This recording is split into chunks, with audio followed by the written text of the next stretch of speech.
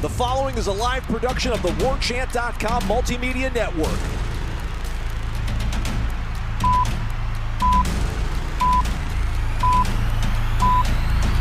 Fire up the grills and turn up the volume. Welcome to Warchant GameDay, presented by Zaxby's of Tallahassee. He is off, one man to beat, cuts it back. He landed on somebody. They're going to say touchdown. Warchant.com's Jeff Cameron and Tom Lang bring you the latest news, updates, and analysis around the FSU program ahead of today's kickoff on Bobby Bowden Field. I know what this game means. And if you don't get up for this one, then go somewhere else. Go do something else, because it is not for you. This is why you play. Tallahassee Game Day is brought to you by Zaxby's, the official chicken of sports fans. Your Tallahassee Zaxby's, a proud Golden Chief booster for 17 years. Go Noles! Now live and worldwide on Warchant TV, here is Warchant Game Day. Welcome in, Warchant Game Day. We are live, Florida State, Boston College, Hotel Indigo, where we're at. If you're in town, first of all, congratulations. Good to be in town on game night, right? Yeah. And secondly, come on by Hotel Indigo. We've got plenty of spirits, good food, good people, fellow Noles getting ready to watch Florida State take on Boston College. Of course, the Noles undefeated, and as you survey college football this afternoon, you kind of try to figure out your place. Well, first of all, if you get to 4-0, you're probably going to be ranked next week for Florida State. And we had an interesting game at Wake Forest, considering the opponents that lay in wait. So a lot of things to kind of take in. First of all, we want to thank our friends here at Zaxby's. Pre-game, post-game, no game at all. Anytime is the right time for Zaxby's platters. Just as long as you're hungry, feed your team with your choice of traditional or buffalo fingers or boneless or traditional wings. If you're having trouble deciding, get the best of both worlds with a sampler platter. And don't forget, of course, that Zaxby sauce, world famous as it is. Order online or in the app. Your Tallahassee Zaxby's a proud Golden Chief booster for 17 years. Go Noles. So tonight, Florida State, it does look like Jordan Travis will play. Of course, the last we talked to you, Florida State was getting set to take on Louisville. That game transpired in an interesting manner, and Florida State was able to find a way to win the game. A lot of heart with this team, a lovable group, and they have battled an awful lot of injuries. One of those injuries was Jordan Travis in the game against Louisville in the first half, and a lot of people thought at that point maybe his season was over, the way he was punching the ground out of frustration. You know, a lot of times a player will know long before we ever do that the injury is significant. His reaction frightened all of us, but the good news is looks like he's okay, just a strain. He was able to practice this week, that we know. We saw him. He looked mobile. I think he's obviously set to go tonight, and that's good news for Florida State because if you look at the numbers, Jordan Travis has arguably been the best quarterback in the ACC so far this year. So having your leader at the most important position start tonight is a big deal. Yeah, it dawns on me that we're sitting here after the Duquesne game, and we were aspirational the last time we were at Hotel Indigo. Sure. We hadn't played a game. We hadn't won a game. About a month ago now. I've missed Doak. I'm sure the players have missed Doak. I know the fans have missed coming to Doak Campbell Stadium. But now we're 3-0. Yeah. The Noles are 3-0. We were hoping for 2-1.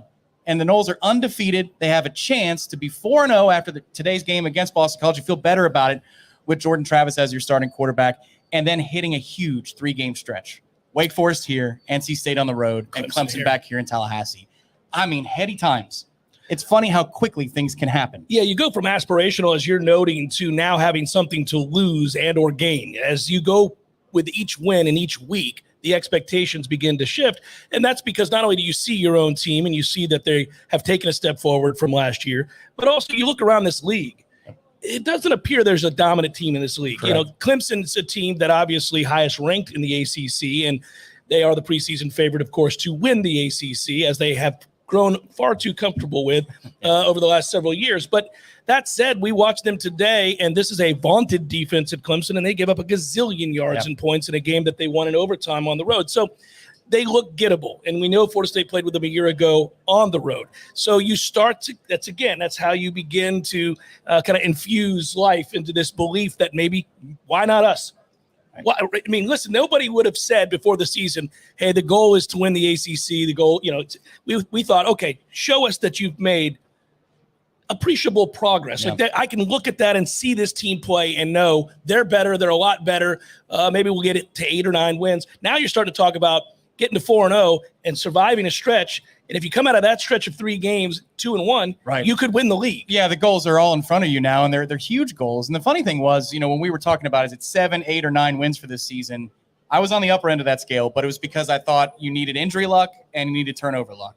Well, we haven't had injury luck at all. No. And that's the most impressive thing that I can say about this team is how many players did you lose before the kickoff against Louisville and then within the 60 minutes against Louisville? And you still, down 7 points at the half, with your backup quarterback, your two best defensive linemen not playing, you still find a way to win that game.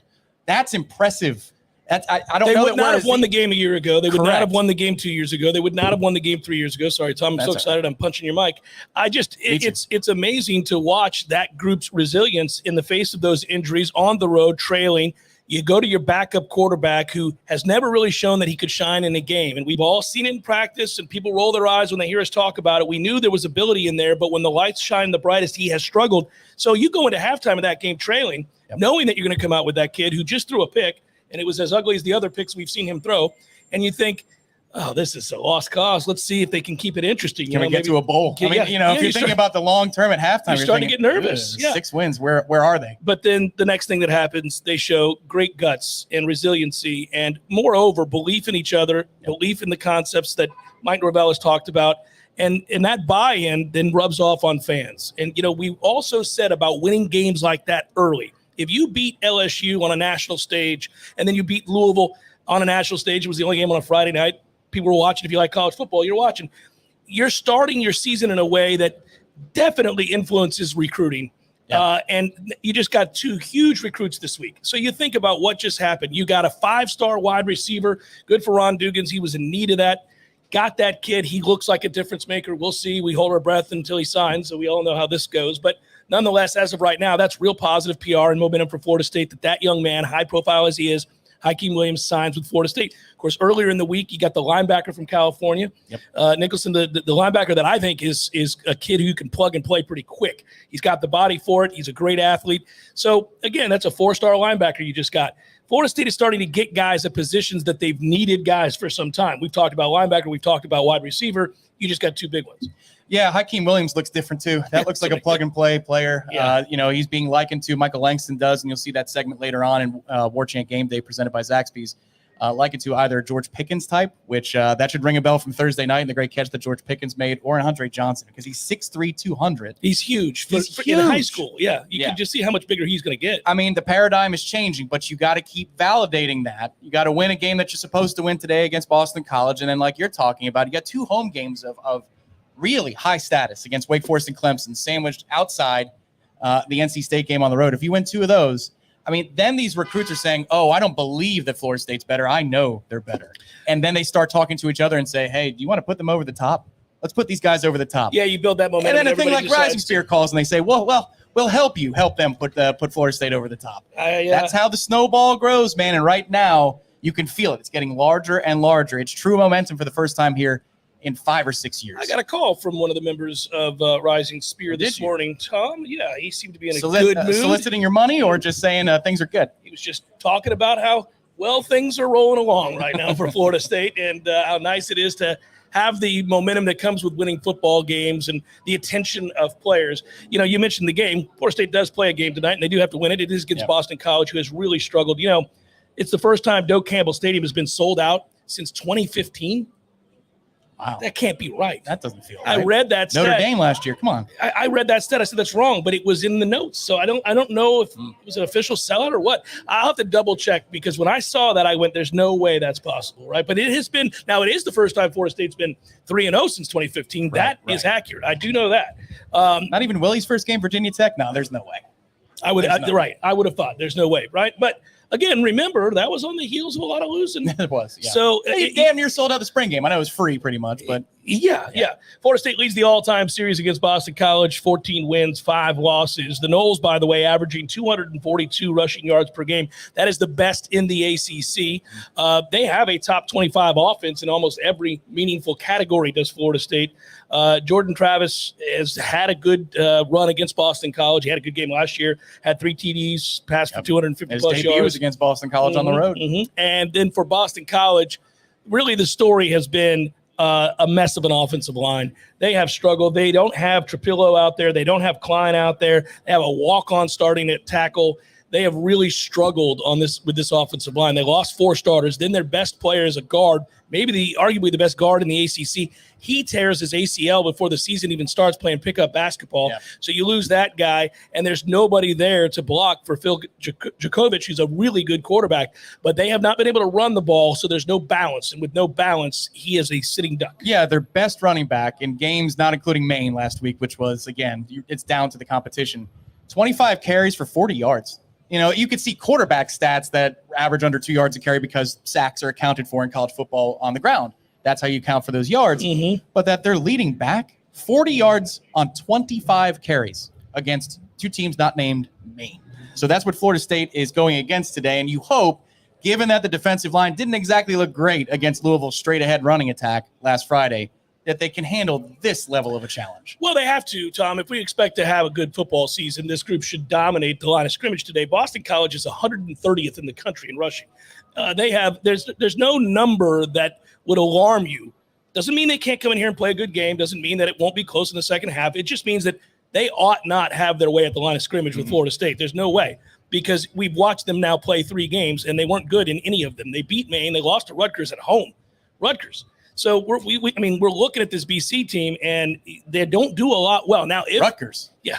If Phil has time, he does have a weapon. Yeah. He does have a weapon in Zay Flowers, who's a really good wide receiver. So, let's see if this defense – and how healthy is Florida State's defense? Because that's the other part of this. We saw without Fabian Lovett, they are not the same group in the middle. Yep. Those other guys are complementary pieces to Fabian Lovett, basically. And they might be Fabian-esque as some of the younger guys in a year or two, but they're not there now. They weren't there last Friday. No, and so and then same situation with Jared Verse on the outside. Yep. Don't know how healthy he is. Don't know whether or not he's going to be able to play. So you lose your pass rush there. So there are some things that you have to lock in on and be a little concerned about as we head into this game against BC. Yeah, agreed. And to the 400 of you that are in the chat, thanks for joining us, and make sure to hit the like button, subscribe to Warchant TV. It's absolutely free. I see they're going nuts because apparently Tennessee just pulled ahead. Nice. Miami's getting killed. There you go. There you go. Yeah.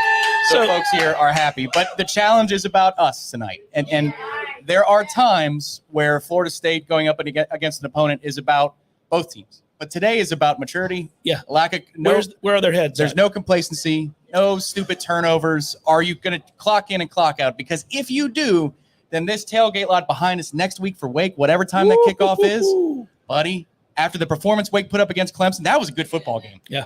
It started out just like we thought it would, you especially. 14-0. Where Clemson's just doing whatever it wants. They convert a 3rd and 21. It's easy peasy. They get anything they want. And then Wake made an adjustment, and here we go. It was on. So that means that next week's game, Wake is more prepared for it than they were before they kicked off against Clemson. That's going to be a battle. But it will not have the same feel to it if you don't take care of business today. That's why today's so important. I want to see how mature they are, because it's not, one thing, I hear fans do this sometimes. I hear media people do this a lot of times. They talk about a team losing focus for a game, and they almost shame them. They almost note that it's like a terrible thing to have happen. Did you see Georgia play today? Yeah. They were awful. Now, they won because it was Kent State, but it was a game. It was a 7-point game into the second half against Kent State.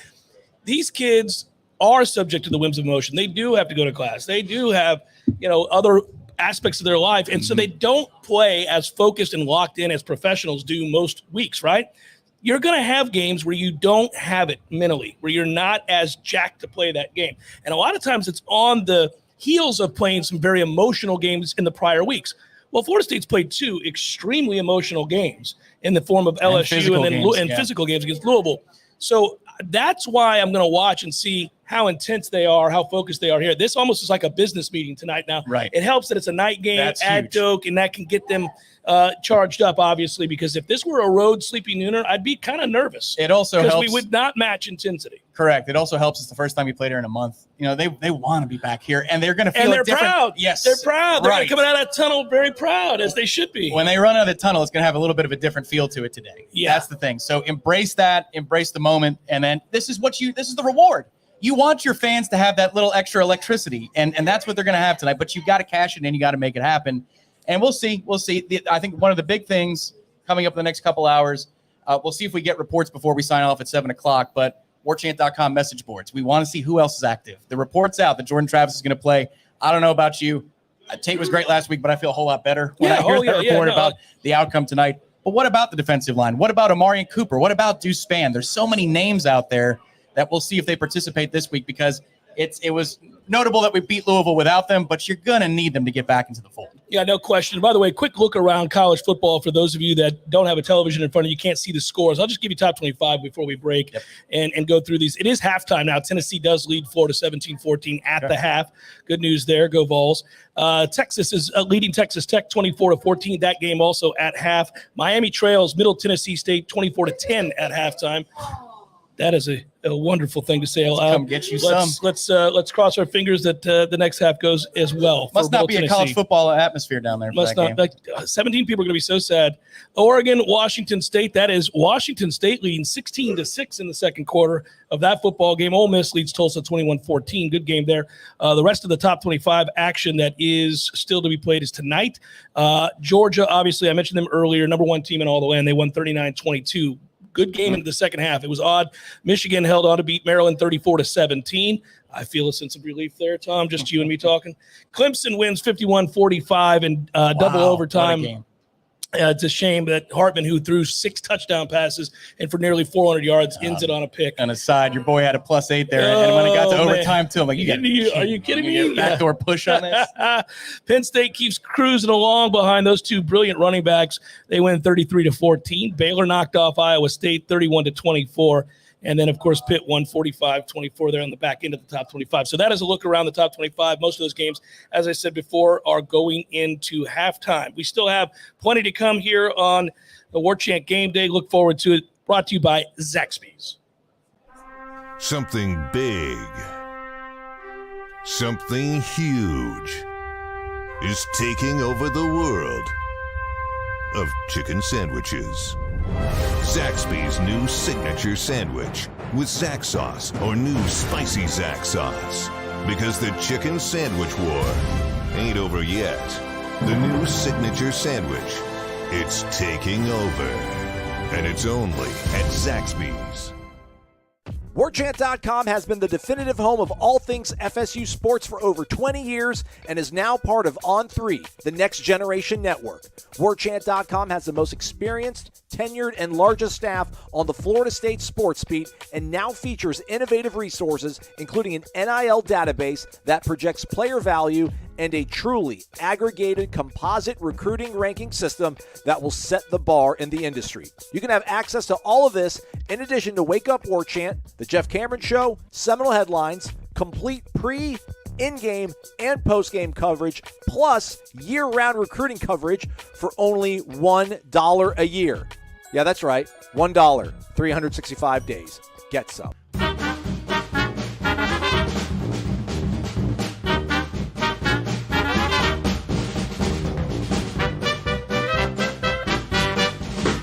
There are no words to describe the perfect pairing of Zaxby's hand-breaded fingers and our 12 delectable sauces. But there is a sound, and that sound is The Zaxby's Chicken Finger Plate with endless sauce abilities. Only at Zaxby's.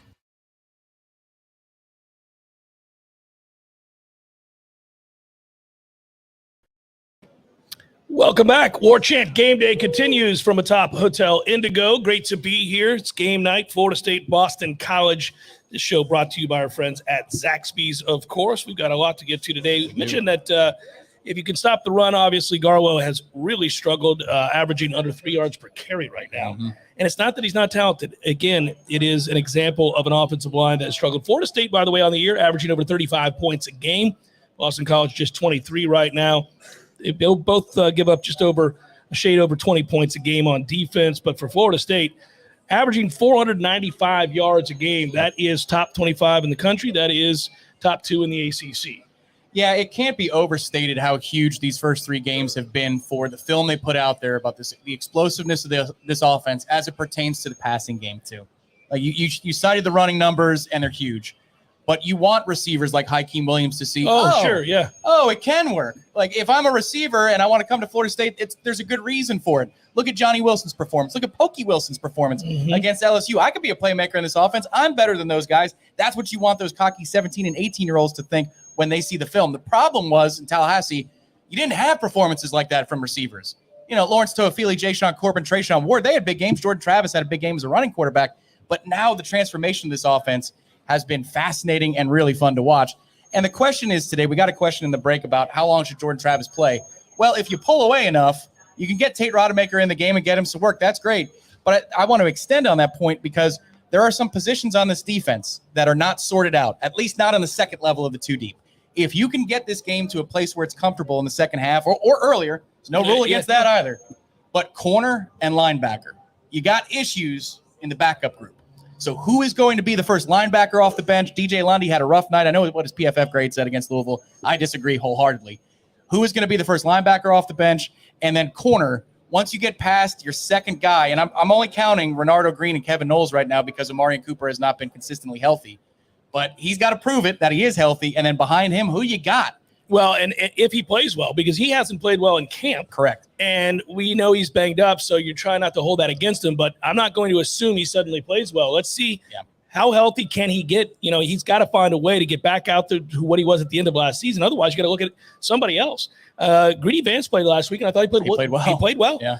I think that you got to start looking at some other guys if we go another week here, and he's still not right because it's sad, and I want him to be right, but you may have to start resting him if he's not healthy. Well, yeah, you brought in Malik Feaster for a reason. Azaria Thomas was a stud in spring and in the beginning of fall camp, but it looked like he hit a bit of a wall. Yeah, but we know freshman wall happens. I mean, the ability is there. Everything about him. Oh, he's long. He can run. He's smooth. Instinctive. He's smooth. Right. Yeah. But you got to see it on Saturdays. And that's the thing. You want him to take the next step. And then at linebacker, Lundy's got to show some improvement. They got Brendan Gann out there. That was actually quietly a development in the second half. They had Tatum Bethune lined up in the slot against receivers running a 4-3, and Gant was the third linebacker, not DJ Lundy. So it was Deloach and Bethune and Gant. I don't know if that's the solution you want moving forward. Maybe they miss Amari Gaynor more than we give Amari credit for in that rotation. Well, I see you shaking your head, but you've got to have a third linebacker. So if you can get this game in hand, then it's important film to get together ahead of a challenge like Wake Forest because that offense presents linebackers all kinds of problems. I don't know that there's an answer. I hate to be the bearer of bad news there. I don't know that there's a guy right now that you're going to say, oh, he's the answer. Right. I haven't seen him. And one of the things that they do, if you can figure out the corner position, is they'll run 3 safeties. And but Jamie Robinson, essentially, he's a linebacker at that point. He's playing your dime back. But if you have more corners that you like, then you can get him on the field. Right, exactly. Yes, you can rotate the safeties around, put Shaheem and Hakeem out there with Jamie Robinson. But you got to find a solution because explosive offensive play is coming next week and the week after that too. I know Devin Leary hasn't been that good this year, but that's a pro-style quarterback that can give you nightmares. Florida State's going to have to win some shootouts, Tom. I think when we play the better teams in this league, they're going to score points against Florida State. Now, Florida State is finally equipped to be able to answer back consistently. You know, I last year when we played that Clemson game, it kind of played out the way we wanted it to, is it stayed low scoring, relatively low scoring. If it had gotten to be a game where they were, inviting us into a shootout, I don't think we really could have hung. I don't say that anymore. I think Florida State can hang in any kind of a shootout. Yes. The problem is I don't see a game or I don't see too many opportunities with this defense as they're currently constructed. They're a work in progress. They're better, but they're not great.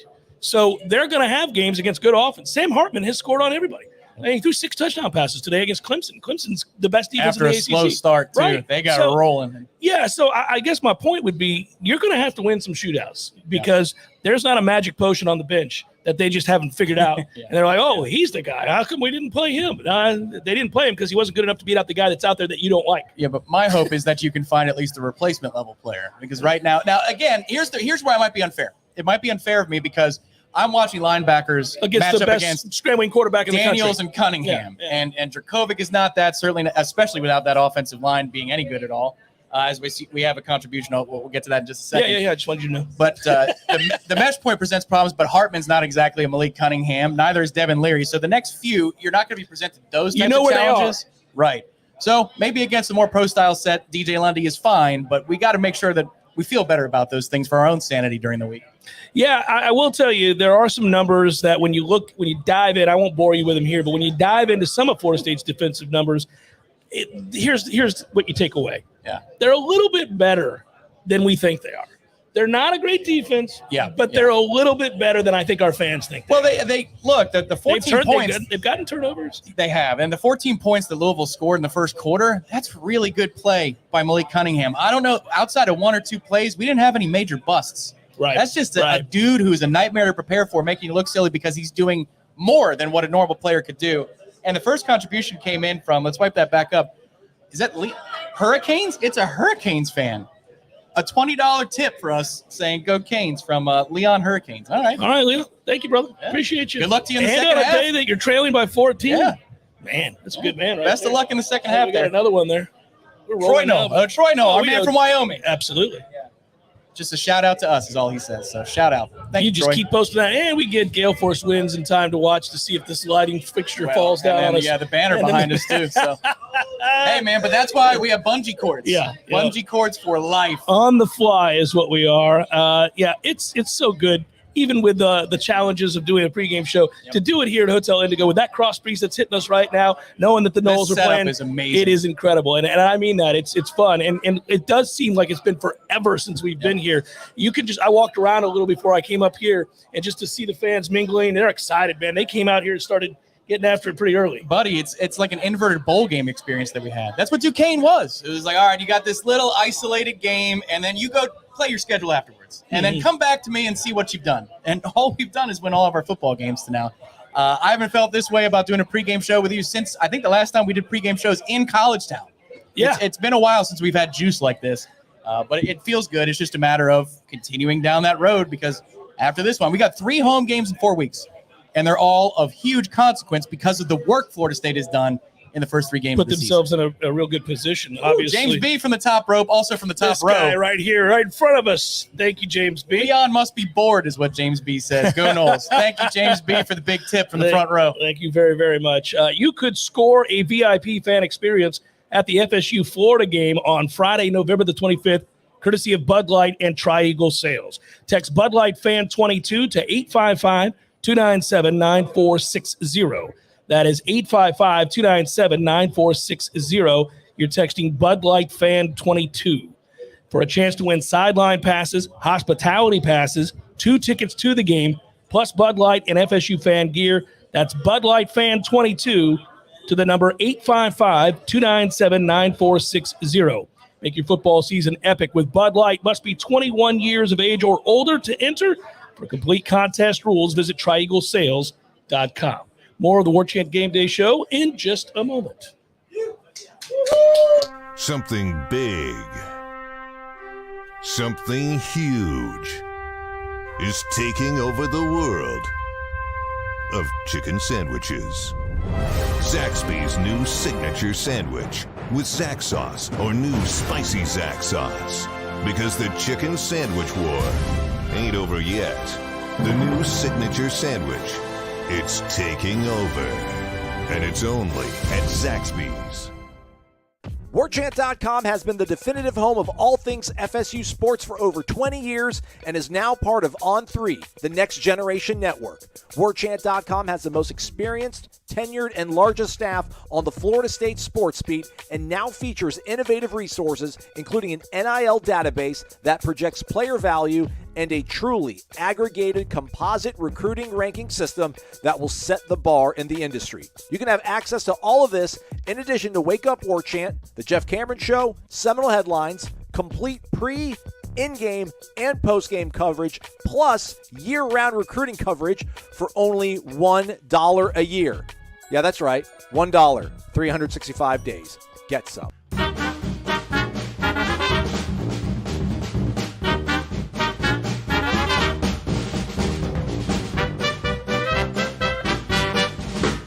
There are no words to describe the perfect pairing of Zaxby's hand-breaded fingers and our 12 delectable sauces. But there is a sound, and that sound is The Zaxby's Chicken Finger Plate with endless sauce abilities. Only at Zaxby's.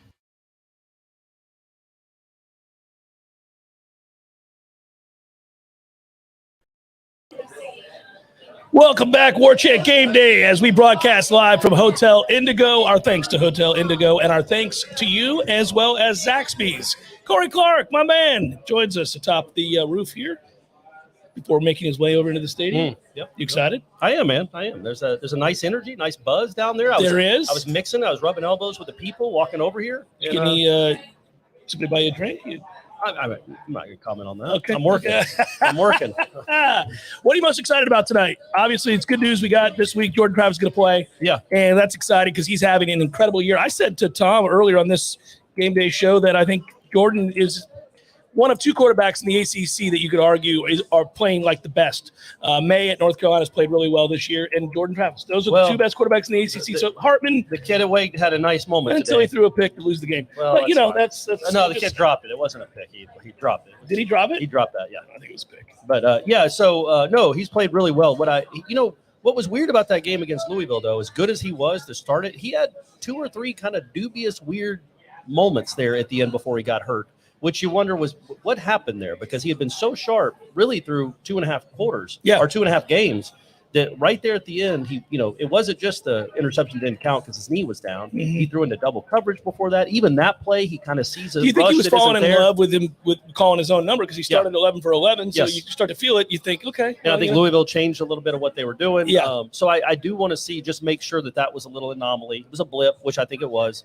And that he's the guy that we've seen for 95% of the snaps he's played this year. Well, and we have to remember that even if you're a very, very good quarterback playing exceptionally well, I mean, the other team's on scholarship. They're going to make adjustments. You're going to have to figure some things out. There'll be moments in the game where you maybe make a bad decision or two. It's very rare to see somebody go through game in, game out and be flawless. So he gives Florida State the best option to win, and it's exciting to get him back because I want him to be able to build a case to be the quarterback in this conference that wins awards. I mean, he has a chance. He's had some great numbers. He likes playing against Boston College. He's had good numbers against them as well. So an opportunity here tonight to get back after. This offense is growing. It continues to build on its successes, so you don't want to interrupt that due to injury. Florida State has too many injuries as it is. That's another aspect of this game I want to watch tonight because, Corey, Boston College couldn't block anybody, and they struggled to block Maine for a half. Yeah. So this is a game where even if you're not completely healthy on the defensive front, that line has to look better than it did against Louisville against the run. It does. And again, we think that when they're healthy, when they have their starting allotment, they're good up front. Yeah. Well, they're not healthy.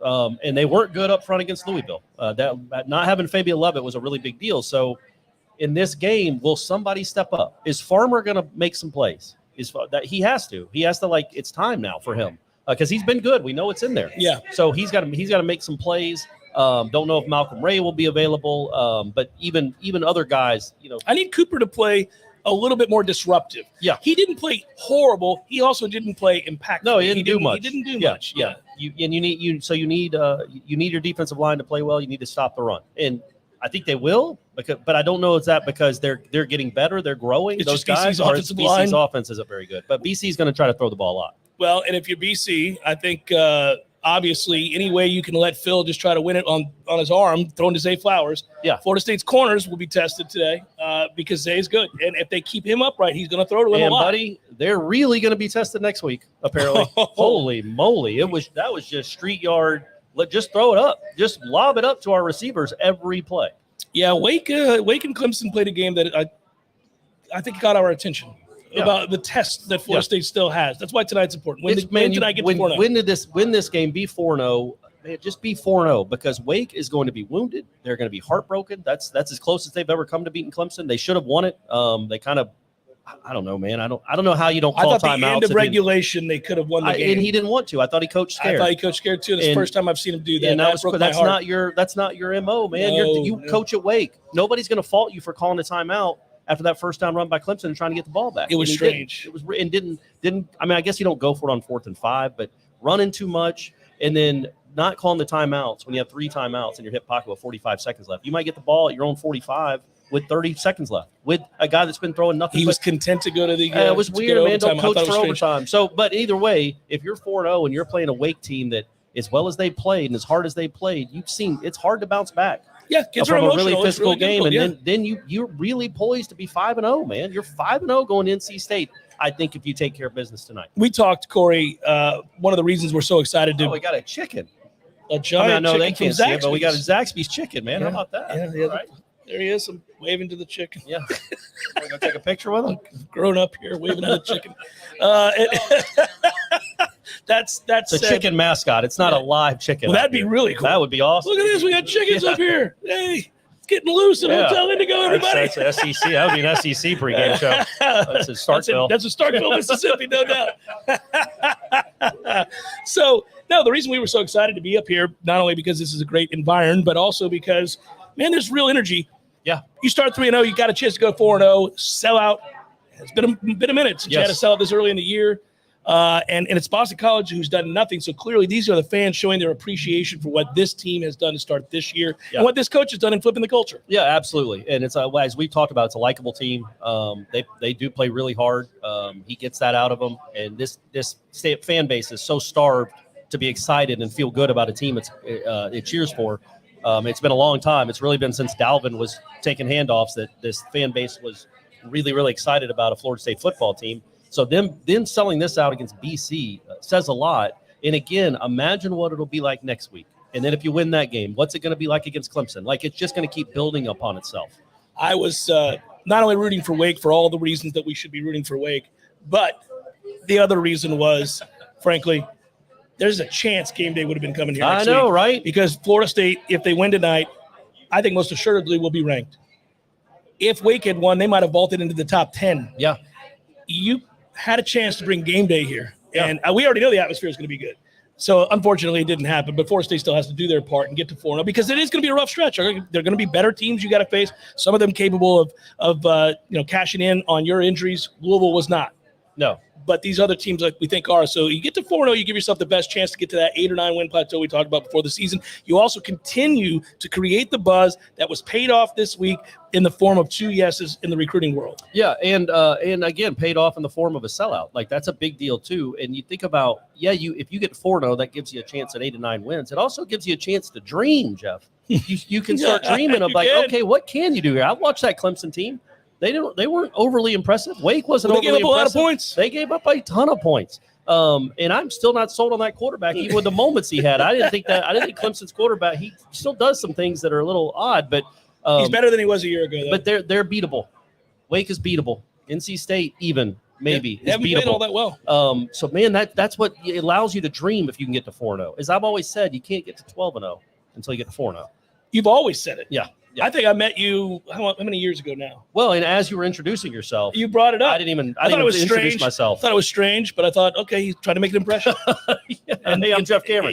Hey, Jeff, I don't really care. But here's the thing. Here's what you need to know. We've known each other 12-0. Probably 14 years now, 15 years? 15 years, something like that. Yeah, so like 15 years. And even all those years ago, you were adamant about that. Yeah, 15 best years of your life. 4-0 and to get to 12-0. Yeah, it's a saying that's the kind of stuff he brings to the table. That's why we wanted him on the show this evening. And it's $1. You can get that stuff for a whole year for $1. That's the kind of stuff I put on the message boards. I should note that the dollar dream that we've all lived here, for those that have signed up, it is coming to a close. Yeah, it is not going to be $1 anymore after next week. Yep. So now is the time, friends. If you haven't done it, sign up, warchant.com in order to do so.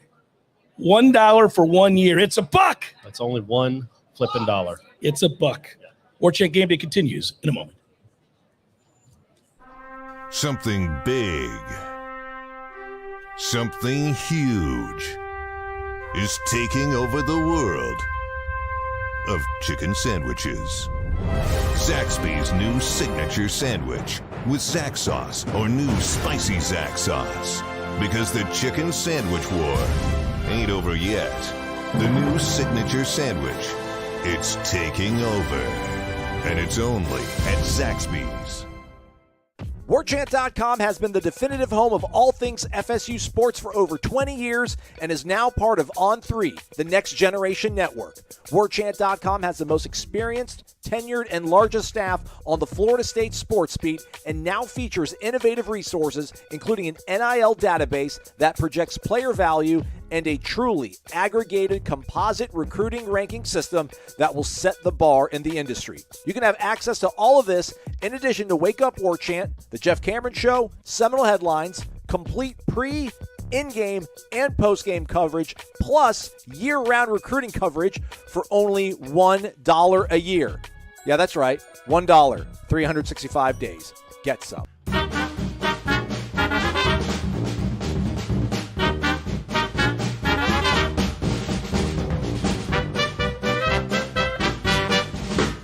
There are no words to describe the perfect pairing of Zaxby's hand-breaded fingers and our 12 delectable sauces. But there is a sound, and that sound is The Zaxby's Chicken Finger Plate with endless sauce abilities. Only at Zaxby's.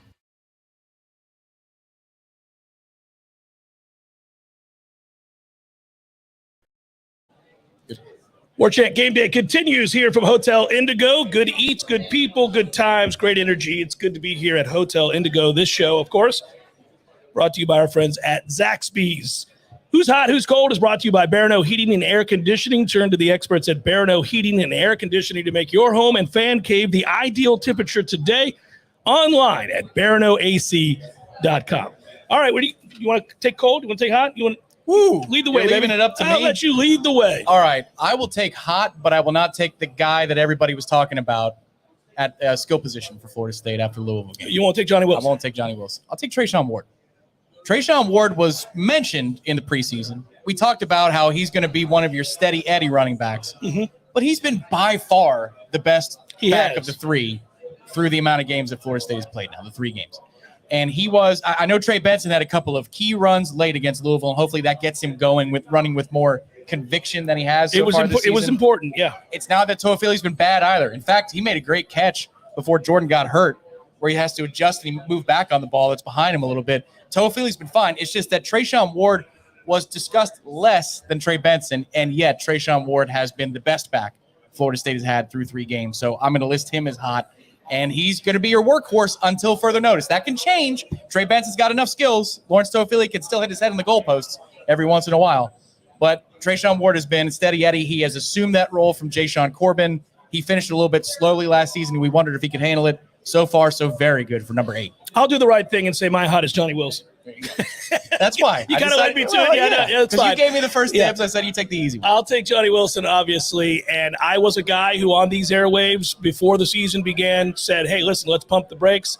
I think he has a chance to be a good player, but I need to see him catch the ball with a greater degree of consistency. We weren't always seeing that in practice, and I brought it up because obviously everybody fell in love with the physical tools. You see a kid that's 6'7", built like he is, and he can really move at that height. A lot of tall guys don't run like he runs. So NFL scouts are excited about Johnny Wilson. I get it because not many people are built that way. But, you got to catch the ball, and he wasn't doing that. Boy, did he catch the ball. Yes. Towards the end of camp, he started catching the ball with greater consistency. And you brought it up and Corey brought it up. And that got me excited because I agreed with the other aspects of the write-ups on him, which was that he is a physically gifted dude. Sure. And he likes to block, which makes me like him a lot. But I wanted to see that. And now, since the season started, he had a drop in the end zone for a touchdown in the LSU game, which is a little frustrating. Or maybe it was a Duquesne game, whatever it was. That was LSU. Yeah, LSU. Yeah, a couple drops. And I thought, he had a drop in the red zone against Duquesne as well. And I thought, this is what I'm talking about. Now, listen, I get it. It's football. You're going to make mistakes. It's hard. It's not an easy game to play. So I don't hold people to an impossible standard. But a couple of those drops were indicative of what we had seen before. And I thought, man, that's going to be so aggravating because he's so talented. But, man, it has gone away. He has been really good. And he's looked comfortable catching the football in big situations. Guys draped on him. I've been very impressed. Look, it's been a huge week for Ron Dugans. That's also who I'll list as hot. Because Hakeem Williams is the type of receiver we have been begging to say yes to Florida State. And now he finally did. That kind of a player. 5-star consensus player. So it's a good week for Ron Dugans in the recruiting realm. But then you think about some of the things that you're discussing with Johnny Wilson. That's development. He had issues catching the ball in spring. He had issues catching the ball in fall camp. Fewer issues. And he had gotten better in fall camp to where his bad days weren't terrible. His bad days were terrible in the spring. Woo! They were not in the fall. And now he's a monster. That is development. That is progress. And that should be attributed. We light up every other coach and praise them when somebody gets better. Let's talk about Ron Dugans and how Deuce Spann looks much more natural as a receiver. I want to see Deuce play tonight. I like to see him on the field. I need to see him play tonight. The best way to look natural as a receiver is if you're actually on the field, but he does not look like the player that came here in the spring. He looks like a polished receiver. We didn't talk about drops at all for anybody in the Louisville game. And if you drop one of those passes, it's only 6 completions for Tate. If that deep post to Johnny is dropped, did we win the football game? Probably I don't not. know. Probably not, yeah. Right. I mean, the back right corner of the end zone. It's now 4th and goal. Are we sure that we're going to make a 19-yard field goal down 3? No. I'm not sure we're going to make a field goal down 3 from 19 yards or from the 1-yard line. So these catchers are huge, and they make such a big difference. And I think I unintentionally segued into cold with the kicker. Well, yeah, Sorry that's an about easy that, one. He would tell you to pick him. He would say, you guys got to pick me. I can't hit anything right now. Yeah, listen, before we do that, though, I want to say another, rather than just call out a singular individual, and it's an easy one. Fitzgerald has really struggled, and we know he's cold if we're doing hot and cold. But injury luck, it's a weird thing. It's not a person. But Florida State's been cold when it comes to injury. I mean, in a weird way, you could say, well, Jeff, hold your horses there. We had a lot of guys get hurt, and none of them are gone for the year right now, just recently in this last game. Correct. So, okay, that's great. Still, but I'm tired of watching a guy go down once a game. We've got 5 or 6 or 7 guys going down, and you really are at a point with the offensive line you can't afford to lose anybody else. Yeah, would you agree that Caden Lyles was in your top 7 yes, of your he would have rotation? played. Top 7. Yes. Okay, so now you're down 3 of your top 7 this week. We think. I mean, maybe Robert Scott plays. Maurice Smith played when nobody expected him to. I don't think so. So 2 tackles and a guy that would have rotated in at guard and center. Wow. And you can't suffer much more there. Your top 2 defensive linemen are likely out. Maybe not. Maybe Jared Verse plays. I don't know. Jordan Travis is reported to play today, so anything's possible. But I don't feel like Jared Verse is going to play today. Fabian Lovett probably not going to play today. So, I mean, good God. I mean, that's why if you're going to argue Florida State being in the top 25 before they even kick off against Boston College, the argument I'd make is down 7 on the road against a desperate Louisville program, a lot of your backups were the ones that got the job done. That, to me, is more of an argument for the it shows talent, the depth of talent, yeah. And yes, the quality of a program. Mm-hmm. That's top 25. If you are missing a lot of starters at corner, defensive line, offensive line, quarterback, and receiver, and you still find a way to win a football game, that's top 25 caliber to me. Yeah, and win tonight, they'll get in. It takes care of itself as long as you win football games. Yeah. But I would also say this. It's troubling to me that if you lose Fabian Lovett, your defensive line not only takes a hit, but they don't look anything like themselves. They don't look. Now, I know they were mush rushing. They were trying to keep everything in front of them. I think they still got some bumps and bruises behind them too, which again is just like, you got to be kidding. It's the frustrating aspect. We're going to have to watch really closely because after watching the games today, Tom, it is without question, if you're going to collapse Hartman in that mesh, you got to have somebody get disruptive. Yeah. And I thought Clemson, who has an incredible defensive line, spent the better part of the second half not being able to get any pressure. Now, late they did. And that was a good catch by my man here. And with that, I'll take a commercial break to help you out, brother. Well, we do have to do a couple of things. Yeah, we might as well pivot to the Michael and Aslan segment after you do what you're going to do, because you're a pro too. Yeah, I can do it. I'll do it. For the best game day apparel in Tallahassee and online, support Garnet and Gold for all your FSU needs. Garnet and Gold, locally owned and operated. Their owners are FSU grads too. Noles support Noles when they shop at Garnet and Gold. Segue now. Let's do it. Let's listen. We were gathered here to see the decision that Hakeem Williams, 4-star, according to us here on 3, but a consensus 5-star. He's got a Florida State hat in his hand. He's looking at it. He's putting it on. Well, no, he didn't put it on. Oh, he threw it off. He threw it away. Hakeem, what are you doing, man? All right, we're not out of it, though. You never know. You never know. Might be able to come back on. Just took a Miami hat out. Miami hat, puts it on his head. Nope. I love doing this. I haven't done play-by-play in so long, Michael. I'm back in my element here, brother. Now he's holding up the Miami hat, talking about it. I don't want to unmute it because then the audio might come through, and I don't want to have any copyright infringements. But all right, so he handed the Miami hat away. Nope, no Miami. Here we go. Well, no, don't have a turn. Here we go. Here we go. Maybe he's going to have Chief Osceola come out from the back instead of putting a hat on. Oh, here we go. Florida State. It's Florida State. There he goes.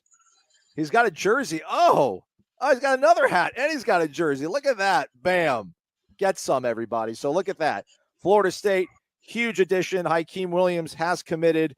Again, as you see on your screen right there, consensus 5-star wide receiver, 6'2", 215, just dynamic game breaker. Michael, I mean, what is going through your mind? What is going through your mind? My heart's beating so fast for FSU because this is such a big moment for them. A dramatic moment. Obviously, a big moment for Hakeem, but for FSU's program, man, all the suffering they've gone through for 3 or 4 years, maybe going 5, to land a guy this elite is absolutely incredible, especially when you consider how far they came in this recruitment. As I said, they weren't even like when he listed the top 3. I think early in the season he said Georgia, Miami, and Texas A&M. You were even wondering if FSU was going to get a visit, and then they just really they pushed every button, Aslan. And I also think when the season started, I don't think FSU could have asked for a better scenario the way it happened. I'll break it down real quick. FSU starts the season really good with Duquesne, gets the offense rolling, good. Okay, that's a team you should kill. Then they played LSU. He goes to that game. The FSU offense looks phenomenal. Saw some big plays through the passing game. You get the big national signature win in front of the whole national audience. He's there. So you do that. And then he goes to Pittsburgh. Okay, Pittsburgh's a finalist, but they lose the game to Tennessee. So, while it was a good atmosphere, they still lost. And then, the final weekend, FSU gets another big, close win against Louisville with a backup quarterback in the whole second half. So it tells you like this offense can be run no matter if it's a starter or backup. Then the following day, Texas A&M plays Miami. Miami's obviously one of his finalists. They get beat by Texas A&M, but Texas A&M didn't really look good on offense. So I think and he was there for an official visit. So I think if you just, it's like everything was just falling into place for FSU. When you look at it, it's like FSU was the one team that was always moving in a positive direction on the field. And then I think with the coaches, he was just sold on these guys from the start. Told me at Seminole Showcase, like, I really believe in what Norvell's doing, even before the season. So that kind of told you the belief there. And just the way he is around the FSU players was just different. It had a different feel when the way he talked about Dugans. And by the way, Ron Dugans, guys took a lot of heat, but man, his receivers this year and this recruiting, getting a guy like Hakeem, Dugans is certainly shut up a lot of the doubters, I think, already so far this year. We still got a full season to go, but I think certainly Dugans has proven it. But I think just everything has just fallen into place for FSU with this recruitment, just with Hakeem. And, man, what a big bit of news going into a weekend. They just announced earlier today FSU selling out the Boston College game. So got a lot of recruits on campus. You get a 5-star receiver, and wow, they are hotter than fire, Aslan. There's no other way to. If you ever played NBA Jam when you're a little kid and the ball gets red and it's on fire, that's what it feels like with FSU. Dude, Peter Warwick was down there. P-Dub was up there with him. Yeah, P-Dub was up there with him on the stage at his high school in Stranahan High. That? So we should have known. We should have known if P-Dub was down there. Obviously, well, they should have told me, and I no. I mean, just a huge day. There's no other way to word it. This kid's a freak. He can just do a lot of different things, and he's just he's a hell of a talent. Whether you compare him to George Pickens or Andre Johnson, no matter who you compare him to, you can watch these highlights, and this kid's ridiculous as far as the skill set. And FSU's on fire. I mean, their recruiting's on fire. We've got Blake Nicholson early in the week. Now got a 5-star receiver. For what I hear, the calls have gone crazy big as far as kids calling FSU coaches to go to games, to go to place, to get over there for a game. There's going to be even bigger visitors next weekend when they play Wake. I can't imagine what it's going to be when they play Clemson. That's going to be a ridiculous list of recruits, and they're just on fire. And I think I talked about this early in the season, Aslan. I said to you, you asked me what's the most important thing. I said on the field product, but even more important, the on-field product is passing game. What is your passing game going to look like? They've been phenomenal. Number 3 in the country, according to PFF.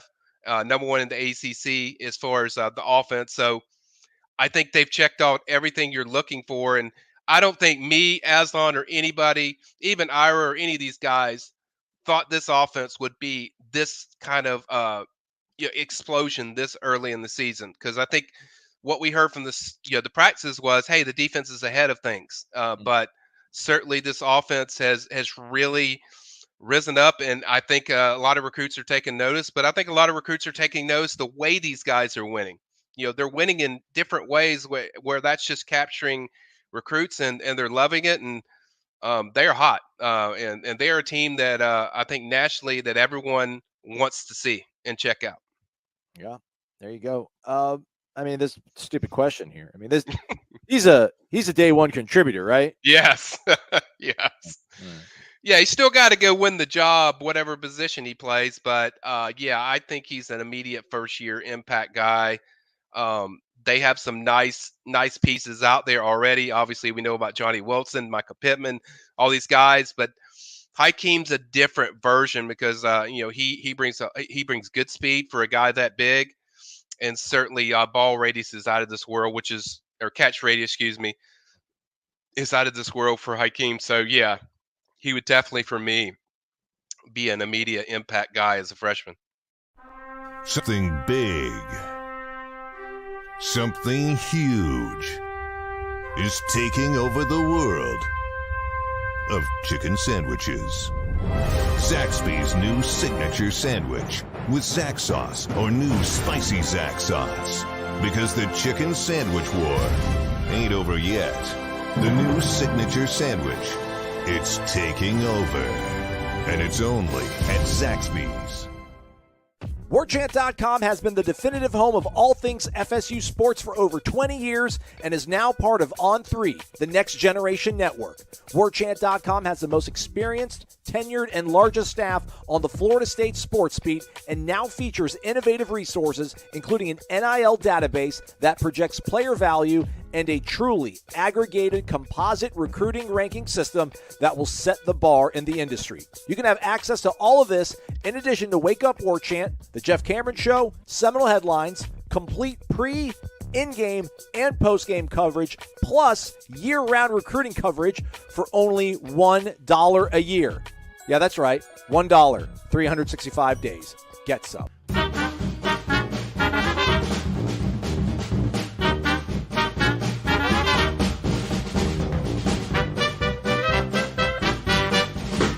There are no words to describe the perfect pairing of Zaxby's hand-breaded fingers and our 12 delectable sauces. But there is a sound, and that sound is The Zaxby's Chicken Finger Plate with endless sauce abilities. Only at Zaxby's.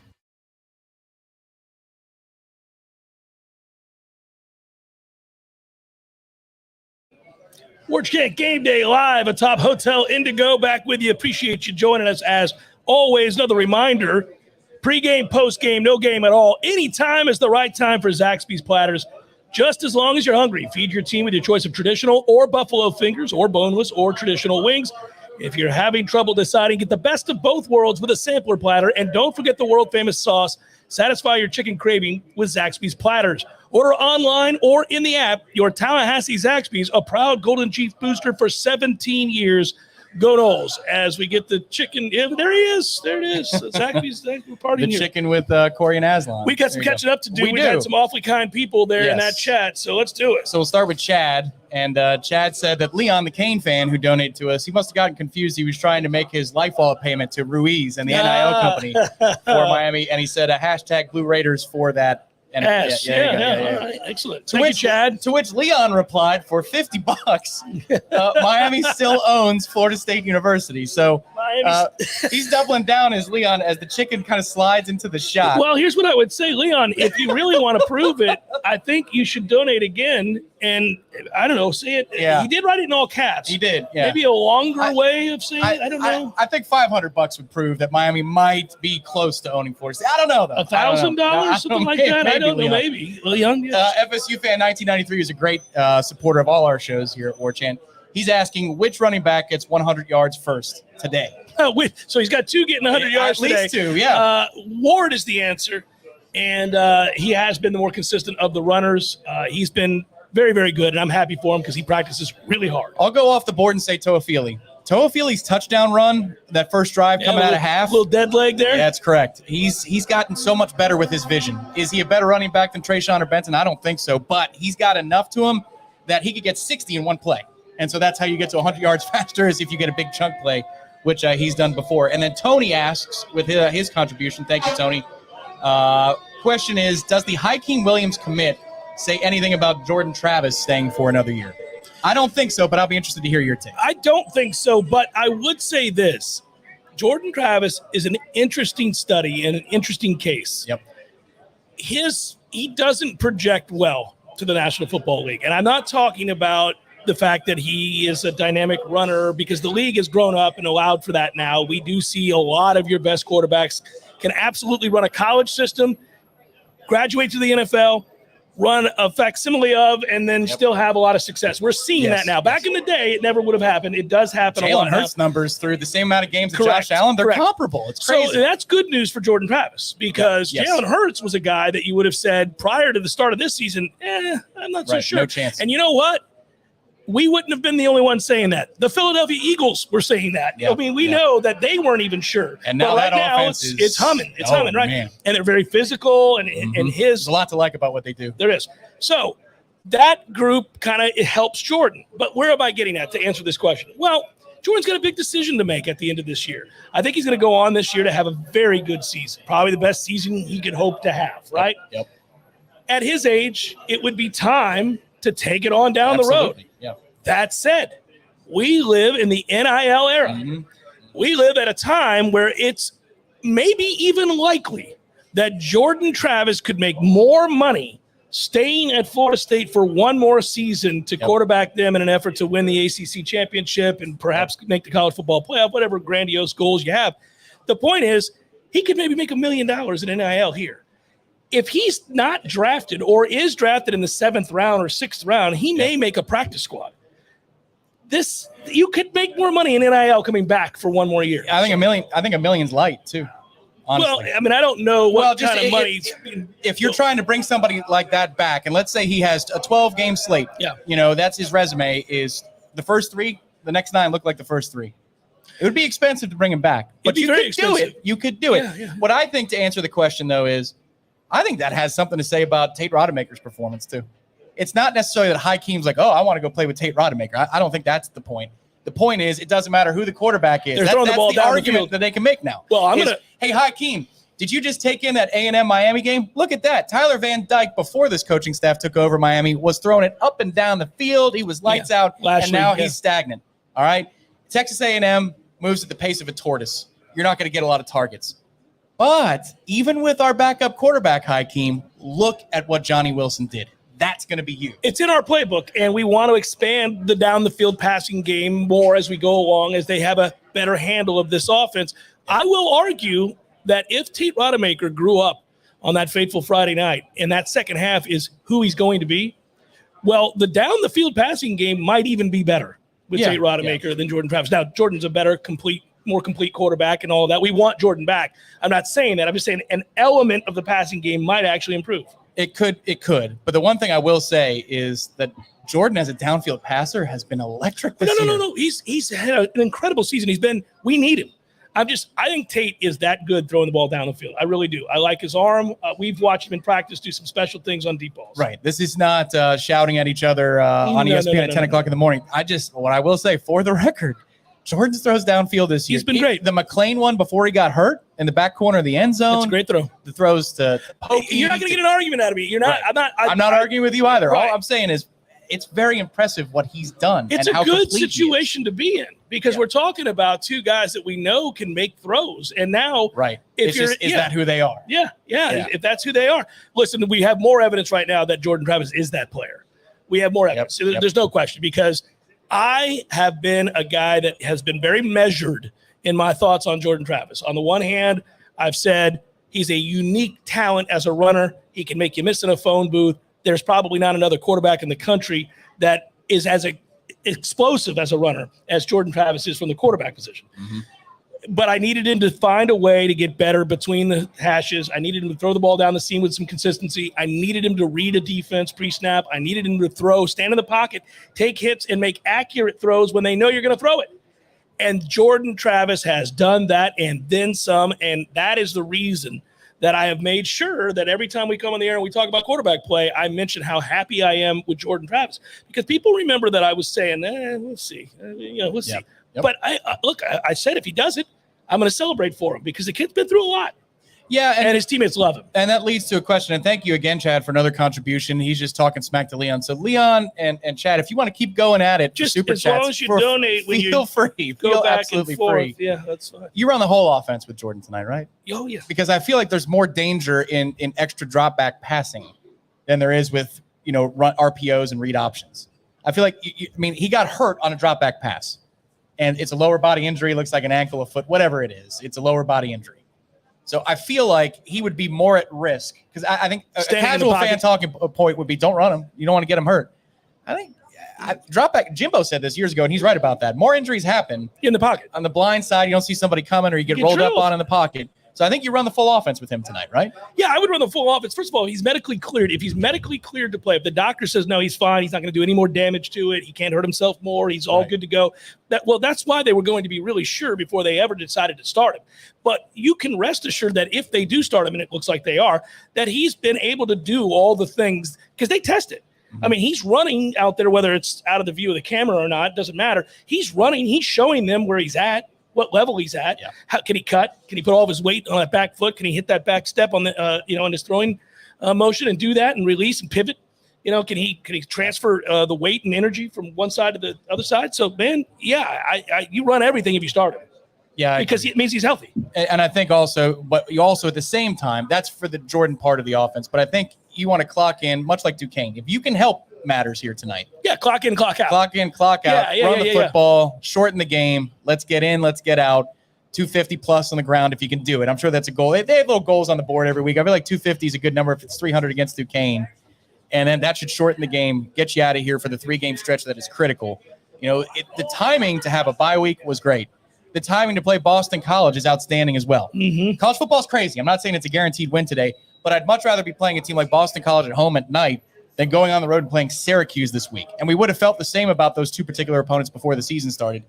The timing has worked out. The injuries haven't been great. This is the right week to play Boston College. Well, you mentioned the rushing game and trying to run the ball, get in, get out, and whatever their goals are. Florida State is averaging, I said it in the first hour, but again, this is impressive, averaging 242 yards rushing per game. That is the best in the ACC. They run the football. Yep. And I thought they would be a team that ran the football. Now, the good news is the passing game has come along for the ride, and so this is an explosive offense that averages nearly 500 yards a game. It's top 25 in the nation in most of those advanced metrics as well as in your traditional stats. So by any definition, Florida State's offense has flat out been good. It's been balanced and explosive. That, I was getting tired of myself in the preseason saying we need to find balance because then it becomes a nightmare of an offense to stop. Well, they did, though. They have done it. Continued to show it today. And again, this is another week. I talked about linebackers and corners. Who's going to fill out the rotation? It's a big week for the receivers, too. Yeah, your name's not Johnny. Who's going to be number 2 now? Listen, and Pippen only had 1 for 7 last week. Yeah, and he hasn't really gotten involved. Now, one thing I will say about Micah is we should all tip our cap. When you go back and watch games, Micah's still out there playing his butt off. He's still playing really hard. He's still blocking. He's doing a lot of things that allow plays to be successful, even though he's not getting the ball. And remember, the rumor about Micah was that he might have been, like a lot of receivers are, a bit of a prima donna, frustrating. That he was frustrated out at Oregon. So, he wants the ball. Well, how do you play if you don't get it? He plays hard right now. Yeah. And I think if they didn't blow the whistle for forward progress, he might have scored in the second and goal on the end around. Not that I love that play call. I'm just saying. I hate it. And the early post to Johnny in the first quarter, when Johnny's to the right and Pittman's to the left, Pittman's more open than Johnny. It's just apparently Johnny was the first read for Jordan. Otherwise, Micah might score. Right. So it's not like he's not getting open, too. That's the other thing. Sometimes, most times the last years we've been doing pregame shows, we're saying nobody's open. It's not that Mike is not open. He's just not getting the ball. I wonder if they try and force feed him just to make him feel better about himself. A lot of that is how do teams now guard Johnny? Because we certainly know there's enough evidence to suggest you man a shade of safety over there. And now you've created a very desirable situation where you have one-on-one matchups with the other receivers. Which makes the running game better, too. Everything gets better when you can make plays down the football field and teams have to play you honest. Teams did not have to play Florida State honest last year. They just didn't. That performance, somebody said it. It might have been Dominic Robinson. I forget who it was. But it was like a Mike Evans-esque performance from Johnny last week. Yeah. Wasn't it? I mean, because it was all over the field. Yeah. Every time you looked up. Yeah. Pre-game, post-game, no game at all. Anytime is the right time for Zaxby's Platters. As long as you're hungry, feed your team with your choice of traditional or buffalo fingers, boneless or traditional wings. Don't forget that world-famous Zaxby sauce as well. Get a Zaxby's Platter today. Your Tallahassee Zaxby's, a proud Golden Chief booster for 17 years. Go Noles. More Warchant GameDay in a moment. Something big, something huge is taking over the world of chicken sandwiches. Zaxby's new signature sandwich with Zax sauce or new spicy Zax sauce. Because the chicken sandwich war ain't over yet. The new signature sandwich, it's taking over. And it's only at Zaxby's. Warchant.com has been the definitive home of all things FSU sports for over 20 years and is now part of On3, the next generation network. Warchant.com has the most experienced, tenured, and largest staff on the Florida State sports beat and now features innovative resources, including an NIL database that projects player value and a truly aggregated composite recruiting ranking system that will set the bar in the industry. You can have access to all of this in addition to Wake Up Warchant, The Jeff Cameron Show, Seminole Headlines, complete pre, in-game, and post-game coverage, plus year-round recruiting coverage for only $1 a year. Yeah, that's right, $1, 365 days. Get some.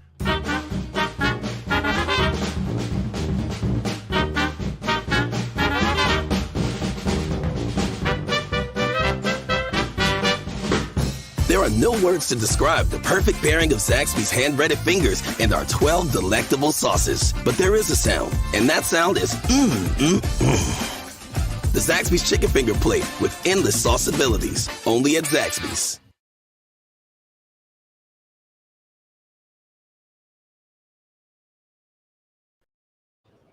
Warchant GameDay rolling on here as we are broadcasting live from atop Hotel Indigo. Thanks to everybody who stopped by, said hello. It's been good to see so many people up here. A little warm on the roof up here tonight, so a lot of people are mingling inside, as it should be, because there's a bunch of televisions with the football game on. Yep. There's delicious food. There's the ability to buy some ice-cold beers or mixed drinks if you choose. That's the great thing about Indigo is you're right. There are options. Whatever the weather, you're going to be fine here. It's spacious, so you can have a big crowd. The ballroom is huge. They got the food, the beer, the liquor too, if you need a little cocktail on a game day. I want to thank Z-Chan. We just saw him. He was just here. It was great to see him. He's a great supporter of what we do and a friend of the program and a friend of Warchant.com, and he just contributed to the cause. It's great to see you too. Appreciate you, Z-Chan, very much so. I think there's another one. No? Okay. Not just yet. I just got excited. We're very thankful to everybody in the chat, too, whether you contribute or you don't. That's correct. That's right. You got to keep the conversation going. And we're here because of you. And there's nearly 450 of you here right now. I'm sure a lot of you are locked into the games that are going around the country. You'll get a scoreboard update. But I would be remiss if I didn't say hit the like button underneath the video and make sure to subscribe to Warchant TV. It is absolutely free. And you'll be loaded up with the best FSU content there is on the web. Thank you again for your support. Well, let's lead with Tennessee in Knoxville, 31, Florida 21. Okay. 3:58 to play in the third quarter there. This is exciting, obviously. You want to see Florida lose whenever possible. There's Vegas right on that number. Yeah, Vegas is good, aren't they? Yeah. Let's take a look at all these games I have here. no idea what's going on, so this is a true education. Oh, so you're going to be excited. All right, here we go. This is like the 90s when your friend could call you and say, I'm at the bar. Here's what's happening. Texas is involved in a close one, 31-24 with 11:43 to play in the fourth quarter there against Texas Tech. Okay. Middle Tennessee still leads Miami 31-17. Woo, 2 scores. 2:11 to play in the third quarter. Oh, my goodness. It's getting late in a hurry in Miami, sir. Does Cristobal have what it takes to score 17 points? Perhaps. In 18 minutes? I mean, this is a crazy score. 31-17 Middle Tennessee over Miami with about 2 minutes to play in the third quarter. Now, this is a score that will open your eyes as well. They must have figured it out because they scored 24 points in the second quarter and now lead 38-20 does Notre Dame over North Carolina. Zach Brown, sorry ass again. Losing another big game, as we know he loves to do. That's the sucker bet from Vegas. The line was 1 or 2. It got up to 2.5, and you're like, why? They got me. Yep. Oh, they got me. Sorry. I didn't mean to call you names. I'm sorry. I did know that Michigan State wasn't very good, and now I really know they're not very good. They're down 31-0 to Minnesota at home. At East Lansing is a quiet town today, buddy. What's 31-0 doing? Because Minnesota will just run it right at you. That is say something else on a different program. That'll hurt your feelings is what that'll do. Cincinnati leads Indiana 38-17. App State trails by 4 in the fourth. What else is new? 32-28. This will come down to some 75-yard field goal that'll bounce off. I mean, it's just is that Justin Tucker. Let it go. It's App State. Let it go. It's nuts. Some other games around the country. Yeah, well, I thought it would be a good game, and it is. Washington State 17, Oregon 15. That game is in the third quarter as well. That's a good game. That's a score from 1943. UCF leads Georgia Tech 16-7 in the third quarter. Kind of There's a that Gus sleepy, bus. yeah, Sleepy at the wheel. Sleepy Gus at the wheel again. Yeah. Come on, John Reese. Yeah, it's a toughie. No other real important games other than the ones that are coming up tonight. Obviously, Arkansas and Texas A&M on the slate at 7:00 tonight from Jerry's World. That should be fun. That could be a very interesting moment in the career of Jimbo Fisher. It could be. If they lose that game. And look, there's a lot of you out there that are rooting against Jimbo just because, and I understand that. But there's another reason to root against a guy like Jimbo or against Miami. Hakeem Williams was considering Texas A&M and Miami. So the more eggs that they throw up on offense, I'm a little leery about tonight, though. I have a feeling A&M through the air is going to do some things because Arkansas has given up no fewer than 325 passing yards in every game this season. So I think Jimbo, even though he goes slow, they're going to throw for some yards. You just want recruits to see these other top tier, at least in terms of NIL presence or whatever, recruiting rankings programs. You want to see their offenses stink. And Miami's offense has been awful. A&M's offense has been awful. So that they look at our offense and say, my God. So it wasn't just a Memphis group of 5 thing. Right. It's also a Power 5 thing for Mike Norvell. I want to go play there. I want to play with Tate and AJ and maybe the other 5-star, 4-star quarterback that might think about Florida State twice because Hakeem said yes to FSU. That's what you want, is all these other results to happen so that your recruiting pitch gets strong. 4-0 will do that as well. Oklahoma plays Kansas State tonight. I'm jumping the gun there with my Oklahoma love. Southern Cal, Oregon State tonight. I think that's going to be a very good game.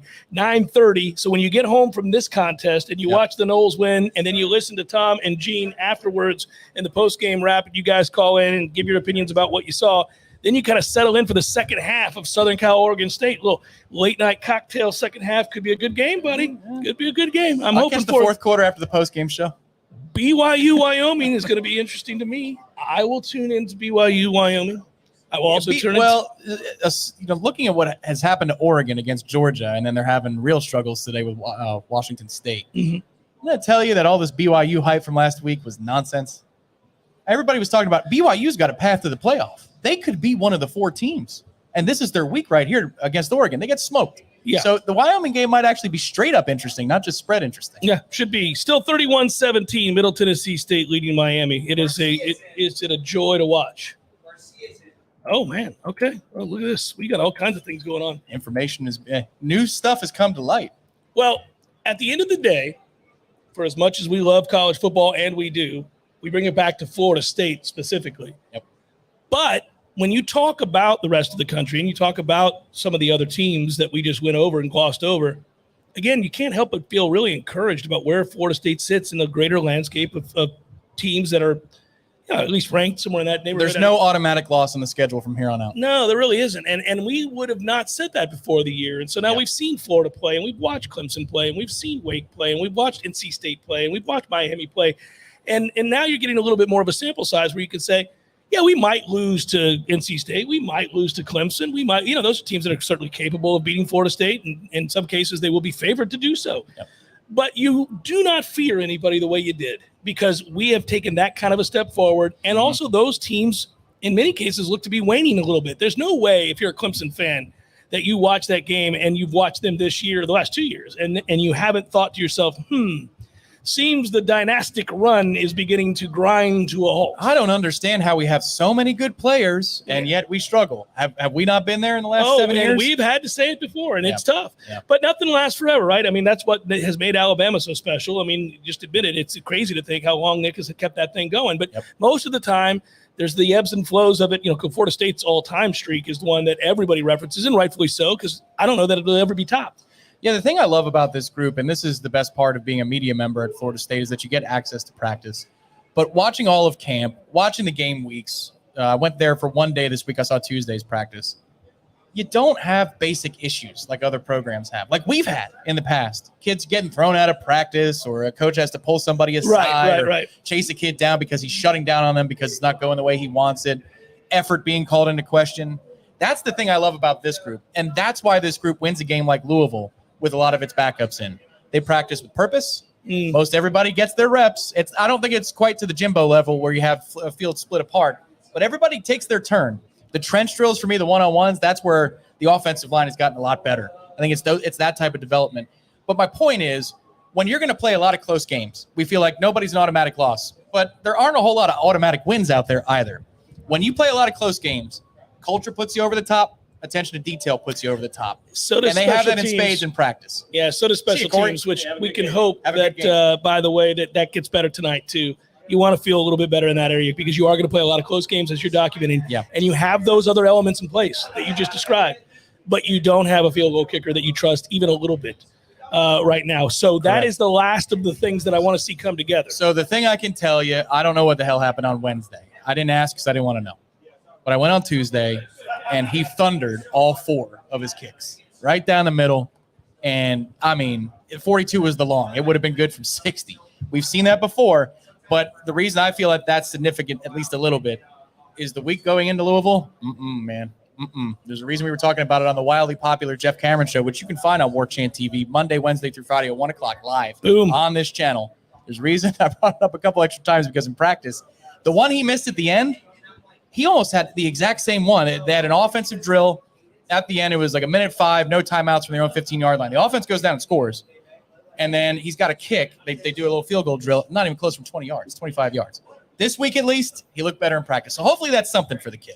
Yeah, and I know how it is because fans, rightfully, and I do the same thing when it comes to kickers, by the way. Kicking field goals in practice are never a thing that you're, so what?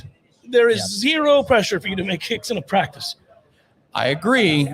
But there was a so what the week before. So at any growth, any sign, I'll take because confidence is so fickle. Confidence is so fickle, and maybe it's a little adjustment. You've been there when you're lost with your golf swing. It's a bad feeling. You're randomly on number 7 a month after you've been lost, and you hit a 6-iron like, oh, you're like, there it is. I'm fixed. Yeah. Oh, I wasn't doing that. Why wasn't I doing that? And that's what it comes down to for this kid because he's got the leg. Yeah. That's not a question.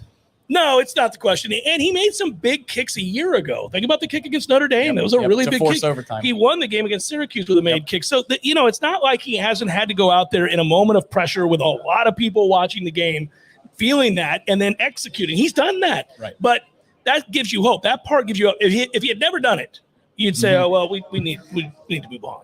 But now, because he has, you see where Mike is sticking with him time and again. Now, I would submit to you that will stop soon. I don't know that they have any other options at present, though. It would be the one thing. The walk-on kicker, he makes kicks. Hey, get up big and let's see. Let's have a kick competition. Okay, there you go. Get up big here. Let's find out. Let's roll get him up out big for and one. say, all right, from 37. He might clear the crossbar. Yeah, no, I get it. They need to look around. They need to look around this offseason. Hey, man. Everybody uses the transfer portal for everything else. Why not transfer portal your ass a kicker? Wouldn't that be something? NIL. Why not buy a kicker? He made a lot of them. Yeah, let's buy one. Bring in that kid from Utah State. He makes every field Let's go, Rising Spear. I know you're not affiliated with Florida State, but I like your name. Warchant GameDay continues in a moment.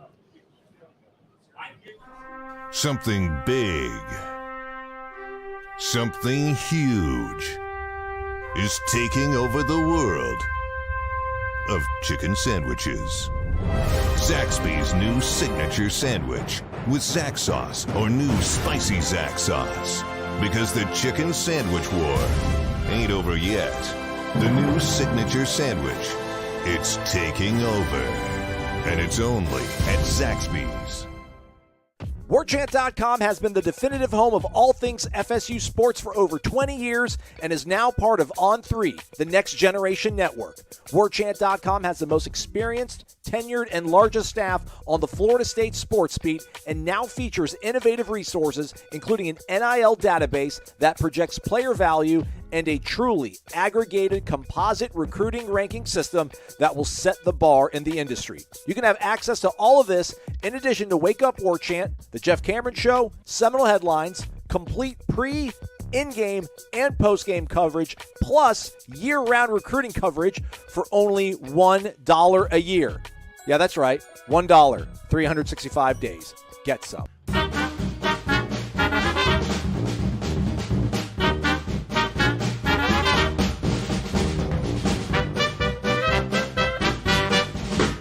There are no words to describe the perfect pairing of Zaxby's hand-breaded fingers and our 12 delectable sauces. But there is a sound, and that sound is The Zaxby's Chicken Finger Plate with endless sauce abilities. Only at Zaxby's.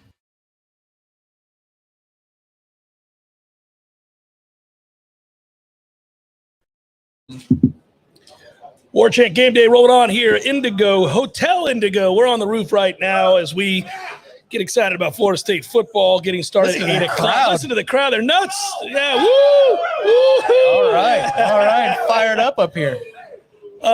Every home game will be here at Hotel Indigo today, folks. Everybody's happy because Florida's trailing 31-21 to Tennessee, and Miami pulled Van Dyke. Pulled him. So that's what he was saying before? Mm-hmm. TVD to the transfer portal. Let's start the movement. Man, how about that, huh? So that's where we're at with that game, and Notre Dame continues to roll big over North Carolina, 38-20. So a couple of notes. Number one, folks, for the shot, the sun is setting right behind us, so there's nothing we can do there. There's a little bit of exposure. It is the sun. And secondly, there was a chicken out here a moment ago. I understand that we have a photo there, and I'm going to pull it up. But there is the chicken in question with Corey and Aslan. Yeah, that's a good picture, actually. So. It's a great That is photo. a good picture. That might be the new logo, or at least an alternate logo for Wake Up Warchant, which you can catch right here on this channel. Yep. It's uploaded every day, and they go live once a week. So there was the chicken. He'll be back. He'll be back for the Wake game, I would imagine. So get up here and get your photo. We mentioned Micah Pittman. I'd like to see him have a big game tonight, kind of join the party here at the wide receiver position. I'd also like to see Florida State have success running the football and Benson having a big day again, running hard like he did in the fourth quarter. I want to see that continued growth there. Yep. I would venture it out there just because I'd like to see it happen more consistently. But, they play a ton of tight ends, and those guys do block. Yeah. Last week, I got to give Preston Daniel credit. Caught a touchdown pass, and he did. You know what? He's played okay. In the blocking regard, not so good. No. If you can't say anything nice, right? Yeah, right. So not Marquise, that was interesting to me. That's probably line 50 of the game storylines. But it's not like Marquise was hurt, because on the goal line at the end of the game, I saw 85 out there. I found it very interesting that they chose Daniel as a blocker over Marquise, because I think he could play well. Was it a missed assignment early that was unforgivable? I don't know what the reasoning is there, but I hope 85 is the second man in the tight end rotation. We'll see. But then also defensively today, you're talking about non-traditional things. And Louisville, we were wondering, could they play straight up? And the answer was yes, they ran straight ahead. Yeah. And they had answers for FSU. With this offensive line, you got to imagine and be prepared for tricks galore, I would think, today. I mean, Boston College they can't win it straight up. Well, you wouldn't think, but I don't know that you're running tricks if you can't block, because those things typically take time to develop. So it will be interesting to end see. Arounds, reverses, double passes from the perimeter, all kinds of crazy stuff like that. Yeah, I wouldn't be surprised. They are desperate. Their lone win is against Maine, so they've yet to beat an opponent at this level. And so obviously they would like to to do that. But I'm really going to be frustrated if this defensive line doesn't eat today, because everybody else has against BC, and there's no reason for these guys. I don't care if it's the backups. I'm talking about the backups. I think a lot of those backups are going to have to play. I would imagine. I watched 7-on-7 on Tuesday. Usually I watch the trenches. But I would imagine there was a challenge issued by Odell this week, because there were some times where I think some guys made some choices not to give their best. And I won't say who, and I won't say when, but I will say I saw it. So that doesn't reflect well, especially when you have an opportunity and your star goes down. Here's your chance. Here's your chance to be in the rotation. So I would imagine it was not a pleasant place to be in the interior defensive line room this week and at practice running those drills. I would fully expect to see a spirited performance from the interior tonight. Again, they don't have to worry. They're not out there worrying about losing contain to a quarterback that can run 60 yards if he breaks free. I mean, that's not the situation you're in here. You're going to be playing a traditional team, running traditional formations, and they are going to do a lot of what you see them do on film. They're not going to have to wonder about there's not many alternative game plans that Boston College could run out there right now with that quarterback and with that offensive line. Now, their quarterback, again, if he's protected, he can throw it. He's a guy that the NFL likes in that regard. So watching them block early, seeing if we can get to, they're averaging giving up 4 sacks a game. Mm-hmm. They are. Florida State ought to have a few tonight, to say the least. I would think so. And look, McClendon had a lot of good pressures. He's a tough guy to go get, Malik Cunningham, and he did get him once. McClendon did have a sack in the football game last week. I think the moves are there. He's not as complete of a rush end as Jared Verse. We can all agree on that. Yeah. Because Jared's power is something that wasn't talked about a lot in the preseason, but I thought it was ever present in practice. McClendon is not that powerful. He's not weak, but he's just not the same as Jared Verse or Jermaine Johnson at bull rushing you, getting his hands on you, and just dismissing you. Maybe he will today against a glorified walk-on. offensive line, but he's close to having a big day and eating. So I think he's one of those guys to expect to see some splash plays from tonight. The question is with Dennis Briggs, somebody we had a lot of high hopes for in the preseason. He was pretty high on our Warchant top 40. We love the versatility of what he brings. He's been an end before this year. Then he was slid into defensive tackle. He's a rush end again. 6 has got to be better. He had some moments against Louisville. He had no moments against LSU. Does he continue to get better and prove that he deserves to be in that rotation tonight? Because if he doesn't, Patrick Payton is knocking at the door. He's a different type of player, but, hey, man, those reps count. He played well, and I got excited about it because it's a sign of good things to come in the future. They're going to get a lot of young kids out there today if they play well. If they play well and they get out to a lead, they get a chance to really rest up some guys. If they can get out to that lead, and we know, you can predict how the game's going to play. If it's dogfight into halftime, then unfortunately your starter's going to play even more, and you're getting ready for a brutal stretch. So you'd like to see guys that are already banged up having to play through this. You'd like to see them get off the field because you take care of business in the first half. Well, again, to reiterate, too, I would expect the game plan is going to look similar to Duquesne. What I loved about that game was clearly the coaching staff decided this is what we're going to be about. We could do anything we want tonight. You wouldn't blame them if they worked on the drop-back passing game with Jordan because we didn't know at that point that he could be as good as he was. So you wouldn't blame them if they dropped him back and threw the ball 25 times. And you'd say, oh, I understand what they're doing. They're trying to work on some stuff. They said, the hell with that. Right. Let's run the damn football. Between the tackles, let's get tough. They weren't always successful at blocking, and Trey Benson cleaned up a few of those errors. But they said it's going to be about straight-ahead football. I would fully expect that that's going to be the game plan today. Yeah, bully ball, and I love when they are able to do it. And I would say this: watch Turntine closely tonight. I need him to play better. He hasn't played well. I'm not sure that he can play well. I mean, he's got a limitation. At tackle, you know what I mean. He does. He's a limited player. He's not a great athlete, that's for sure. So he's a massive human being. Straight ahead. Oh, run the football and let him bulldoze. That's the other thing. Like the way they scheme up their angles is beautiful. The work that Mike Norvell and Alex Atkins are doing together this year is next level. But I can't wait. This is no disrespect to the current offensive line, but I can't wait until some of these young guys get a crack at it because of their athleticism. Mm-hmm. We've got more athletic linemen on the wing, and that doesn't mean you're giving up size. They're still really big bodies. Yeah. Well, Armella, for example. And Turntine looks the part. He should be a guard. And I don't think we'd be talking about him this way if he was playing guard. He's doing something that they hoped he could do, but when they realized at the end of camp that it wasn't going to work, they said, all right, right guard, no big deal. And then it is a big deal because he has to slide out because of Bless Harris's injury. But I think he's actually a decent player moving you off the ball in the interior. It's just his weaknesses are exposed on the perimeter. This is also why you've got to hope that you're able to get Robert Scott back relatively quickly because there's a chance that they're going to have to sit Turntine at some point this year in a game where he simply isn't athletic enough, quick-footed enough to block a Clemson, an NC State. And if that happens, Washington then comes in and plays that spot. Now, so left to right, it's Scott, Gibbons, Maurice Smith, Emmanuel, or Turntine. Or Turntine. And then Washington on right tackle. Yeah, that's how that would go. Now, I don't love that. It's all better with Bless Harris, but he ain't coming back. So there's nothing you can do about that. And you have to find a right tackle that you trust. And maybe I'm not going to overhype the kid because you got to grow into your body. You got to talking about Arnella. Maybe in November. Maybe he's a quick study. I will give him that, but I still think there's a little bit of work there. The clay is beautiful to mold. There might be a little more time necessary. You would like to get through this year without having to play him as a starter anyhow. Correct. I mean, you're going to get him reps. They already do that. Well, and it's also noteworthy that when they brought in Dimitri Emmanuel, they said he can play all 5 positions as well. So I think in an emergency, if they had to do some heavy shuffling, maybe Estes comes in and maybe Emmanuel would shuffle out because they talked about Dimitri in a similar vein, not at the same level as they have about Darius Washington. So you do have a little bit more versatility, but I don't know if that body type that Dimitri should play tackle at the Power 5 level. No, we have a ton of guards. We have a ton of interior players. We have all guards. Yeah. The only tackle on your roster is Armella. Yeah. Well, and Jalen Early, but that's a ways off. Yeah. So you don't really have many tackles out there, and that is the frustrating part. Listen, we're nitpicking a little bit, but it's because we have expectations for the team. We're excited about what they can be. We're excited about where this season is going. Tonight, you get a chance to go to 4-0. You go to 4-0, that excitement grows. The enthusiasm in this city begins to build. The Warchant GameDay gets more exciting. We have more fun because now the possibilities of competing to win a conference title is a very real talking point. I mean, goodness gracious, Tom. Clemson almost lost today. Wake's defense has been bad all year. Miami is losing at home to Middle Tennessee. NC State's off to a slow start. NC State hasn't played great yet. So you really do start saying, Right. But here's the thing, okay, to be critical of us.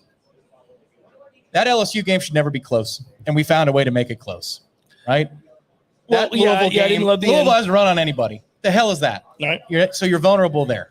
So there are things that make us vulnerable, even though we love the steps forward that we've taken. Some is coach-induced, and some is still you're not where you need to be talent-wise. But you like the opportunity, but then also it's not that we are without our flaws too. And I think that would be fair to point out if you're a fan of a different market. You say, well, okay, you were the better team against LSU by a mile in the second and third quarter, and you still have to block an extra point to win? And if they went for 2, you would have lost outright? I mean, come on. Yeah, no, and I have said about this team that if they play their best, they're still a flawed team. They don't have a lot of depth at linebacker. They don't have elite corners.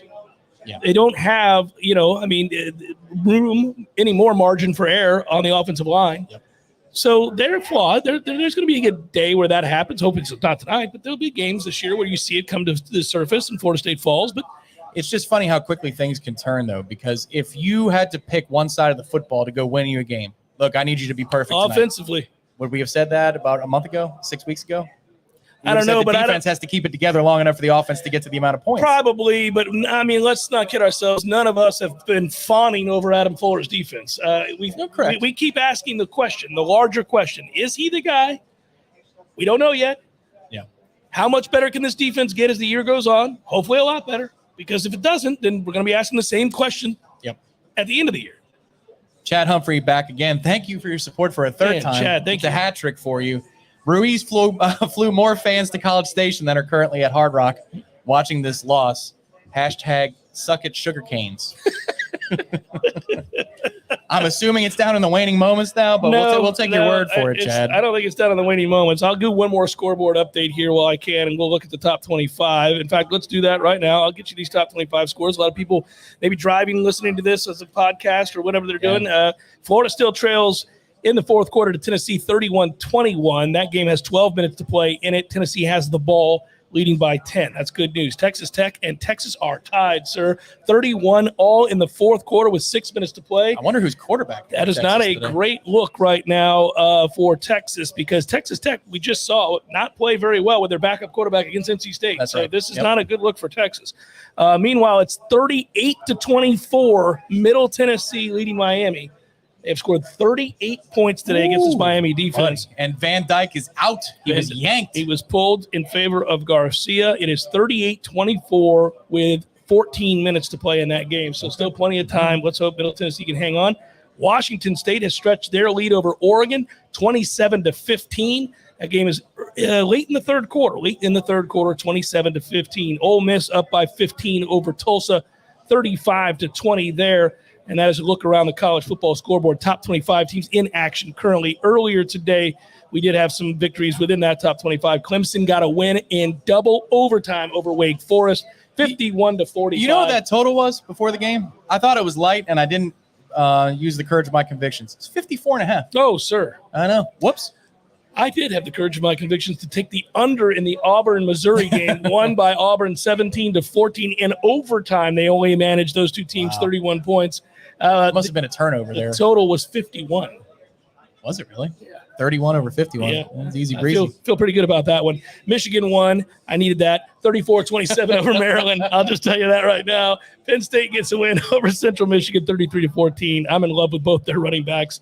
And Baylor 31, Iowa State 14. So the Baylor Bears are now 3-1, 1-0 in the Big 12. Before we go to our final break, Gordon has now chipped in. Thank you, Gordon, for the tip Gordon. today. The U is back. I live in South Florida, and I'm over these Canes fans. I'm loving it. There you go. It's fun to watch, man. It's fun to watch. They looked absolutely impotent on offense in the red zone anyhow against Texas A&M. Now, they did move it between the 20s consistently. But then, again, their head coach loves field goals, and they settled frequently for said field goals. So this could be a tough run here. But when you're trying to flip culture, man, it doesn't happen so easily. We know that. Yeah. We've watched it. And you're watching Billy Napier have to do it at Florida, and he's struggling a little bit right now with that. They should have lost to USF last week. That's a terrible USF team. Got trounced by Louisville today. Mm-hmm. Yeah, BYU ran over that USF team and made them look silly. The transitive property with Florida right now is good for Florida State. Saying, it's very fascinating. Yeah. Well, we'll see if they get that figured out before the end of the year. We don't know. Absolutely. With places with new coaches, it is always hard to kind of get a read. So you're seeing some of the struggles right now down in Miami, and it's good. I mean, go Middle Tennessee State. It wouldn't break my heart to see it. And it would break the few hundred people there that are cheering on the Canes. All right. It's down to 12. Warchant Game Day will come back, and we'll do our final segment, including our score predictions when we return here to Hotel Indigo on the Warchant Game Day show. Something big, something huge is taking over the world of chicken sandwiches. Zaxby's new signature sandwich with Zax sauce or new spicy Zax sauce. Because the chicken sandwich war ain't over yet. The new signature sandwich, it's taking over. And it's only at Zaxby's.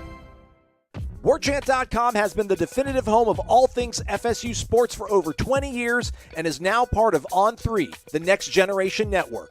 Warchant.com has the most experienced, tenured, and largest staff on the Florida State sports beat and now features innovative resources, including an NIL database that projects player value and a truly aggregated composite recruiting ranking system that will set the bar in the industry. You can have access to all of this in addition to Wake Up Warchant, The Jeff Cameron Show, Seminole Headlines, complete pre, in-game, and post-game coverage, plus year-round recruiting coverage for only $1 a year. Yeah, that's right, $1, 365 days. Get some.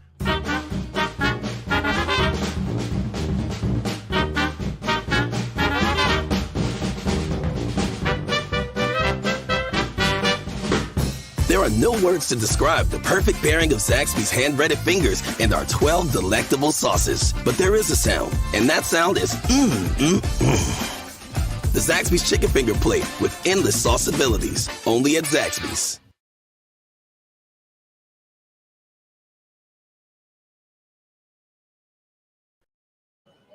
Welcome back, Warchant Game Day. Rolling on and wrapping up from Hotel Indigo. Tom, you still got more work to do, buddy. Yeah. You got a lot of it. It's the second half for you. And I was trying not to get back to it sunburned to hell because my complexion doesn't work with this. So I've used the banana boat like 2.5 times already. But yeah, that's correct. We do have the watch along show that begins. It's a different link for home games. We split up these links. So we'll put up the information about what time. That's our pregame show. I might have put the wrong graphic in there, Ben. Don't worry about it. I'll tell the people. 8 o'clock for the watch along show. 8 p.m. Dominic Robinson is back this week. He and Aslan will take you from the kickoff to halftime. Aslan will then go into Doak Campbell to do his regular job. Yep.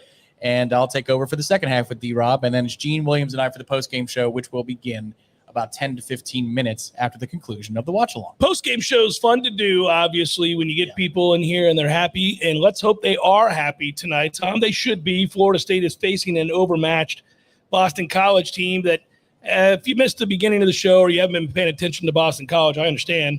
But when they lost Ozzie Trapillo, knee injury, he's week to week, so he was an important piece to them on the offensive line. He may play this week. We don't know.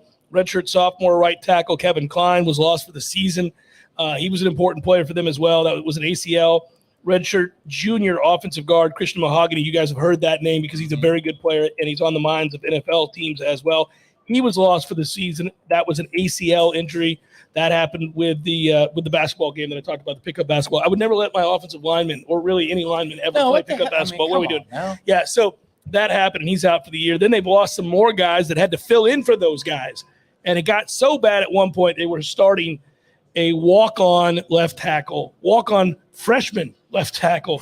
That is the definition of we don't have any more guys. Which is why I'm saying if you're 9 in Garnet, I'm assuming we're wearing Garnet tonight, you are licking your chops. And we have one small update. You can head to warchant.com, the Tribal Council, to get further updates until kickoff at 8 o'clock. I encourage you to do so. From our own Ira Schoffel, who is in the press box, Jordan Travis is warming up with the quarterbacks, confirming the earlier report from ESPN this morning. A light brace on his left knee. Nothing much more than that, but he is warming up. And apparently the Legacy Walk was crowded. Look at the tailgate lot behind us here. This is what it should look like. A hell of a lot more full, and it will be for the next few weeks, especially if Florida State comes away with a win tonight. Yeah, man, it's exciting to see this place pumped like it's been in the past, selling out, having the energy that comes with that. We got over here. You have to get over here very early. Yep. I got over here, 4:30. I was here. And it was already packed and glorious. 2:45. You got kids making decisions to walk wherever the heck they want, so you got to slam on the brakes. So, parents' weekend, too. So the parents, when they come to town, they have no idea where they're going. Well, the parents, you get to come and have fun with that, just watching them as well, because you get the belts and you get the watches and the socks and all the goodness. Yes, you do. And it's quite the juxtaposition to see college kids in their game day attire and then their parents that they're embarrassed to be around as they're walking around campus. Before the conclusion, we got a quick question from Buffalo Tom and a contribution. Thank you, Tom. Does FSU have the top 2 quarterbacks in the state? Is his question. Well, Tom, I would love to believe that Tate has taken that kind of a step forward. And maybe he has. Maybe the second half against Louisville is a revelation to him. I mean, we know he has ability. We've talked about it, but he hasn't done it in game. He did do it in the game second half when we had to have it. Right. So that's very exciting. What I would then suggest is if he gets an opportunity tonight, does he continue to build off of that? If he does, obviously, then you can start getting excited about what he possibly is. But I'm not willing to thrust him into that position after one half of football in which he completes 6 passes. Those are the 6 most important passes of his life, but I'm not ready to do that just yet. All I'd say is, Tyler Van Dyke, what could you do in this offense next year? I'll throw that out there.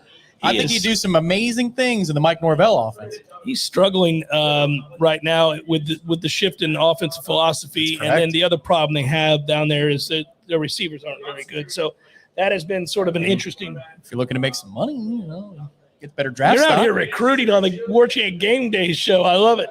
No, I listen, let it keep happening. Let's keep rolling on and then get to that point where we have decisions we have to make because this guy wants to come here and this guy wants to come here and that receiver said yes and this running back can't wait to play in this offense. I mean, that is a different way of talking about Florida State's offense than we've been able to do over the last 5 years. So I welcome all of these interesting questions.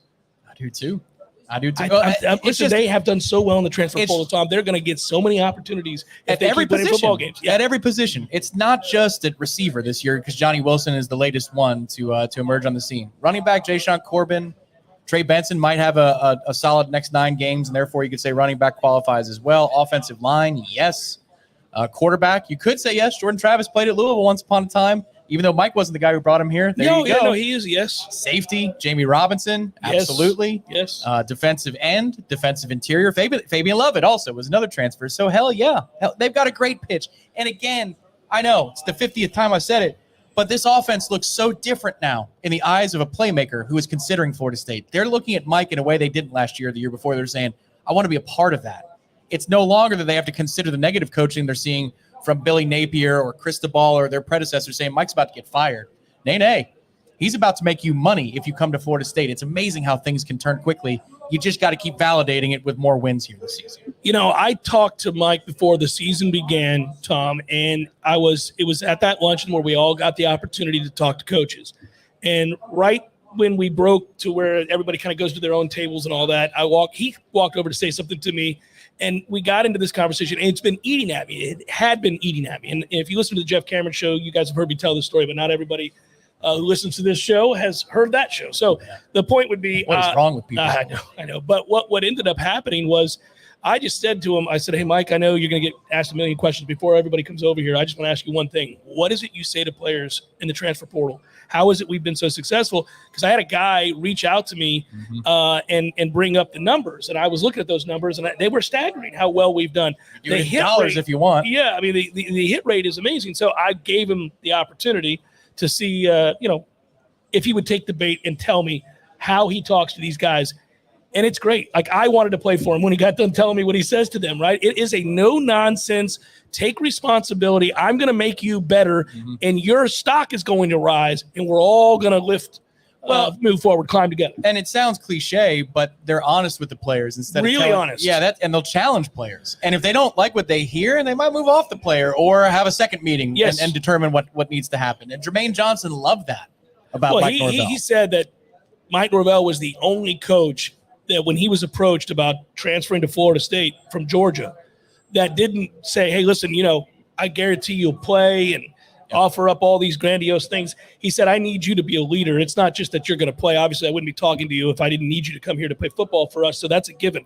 I need you to be more than a football player. You need it so that you can elevate your stock, and I need it on this football team. I need these kids to see how a guy prepares, a guy who's about to go into the league prepares on a daily basis. How does he practice? How does he study? How does he relate to teammates? I just want to note that you look very holy as you're saying those things because of the sun streaks above your hat. St. Jeff is here, folks. Well, I mean, that's it's a really bold thing to do if you're Mike Norvell, and you only do it if you believe it and have confidence that you can convey it.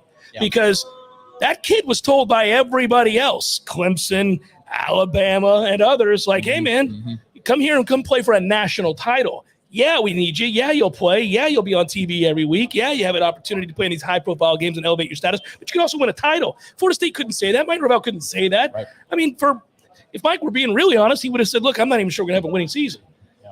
But I need you to change. I think that's what he said to Jermaine. I need you to come in here and change our culture. They were telling recruits we're looking for 6 wins last year. They didn't get it. And it was a little matter of a game called Jacksonville State, which is why you never take anything for granted. Yeah. But they were telling kids 6-6. I'm sure that's what he said to Jermaine Johnson. Look, man, you're not going to win a natty with me, but you could make yourself a lot of money with me. So, and he did. He did. And the best part about it is he now, when you see Jermaine Johnson on the biggest of stages, reps Florida State every week and talks about them constantly. So that is good news. Another update in Knoxville as Tennessee has scored again and leads Florida 38-21, 7 minutes and 12 seconds left in that game. Looks like the Volunteers will shake off some of the demons of having been drubbed by Florida 19 of the last 20 times, which is ridiculous. But that said, getting a measure of revenge today, 38-21. They're still tied, Texas and Texas Tech. Just a minute to play in that game, 31-all. Miami trails 44-24, ladies and gentlemen. That's a wrap. That would be a team that is quitting. What's Middle Tennessee's record? Middle Tennessee is 2-1 coming into this game. They will move lose to. They beat Colorado State, so who hasn't? And their schedule looks like this. They lost to James Madison 44-7.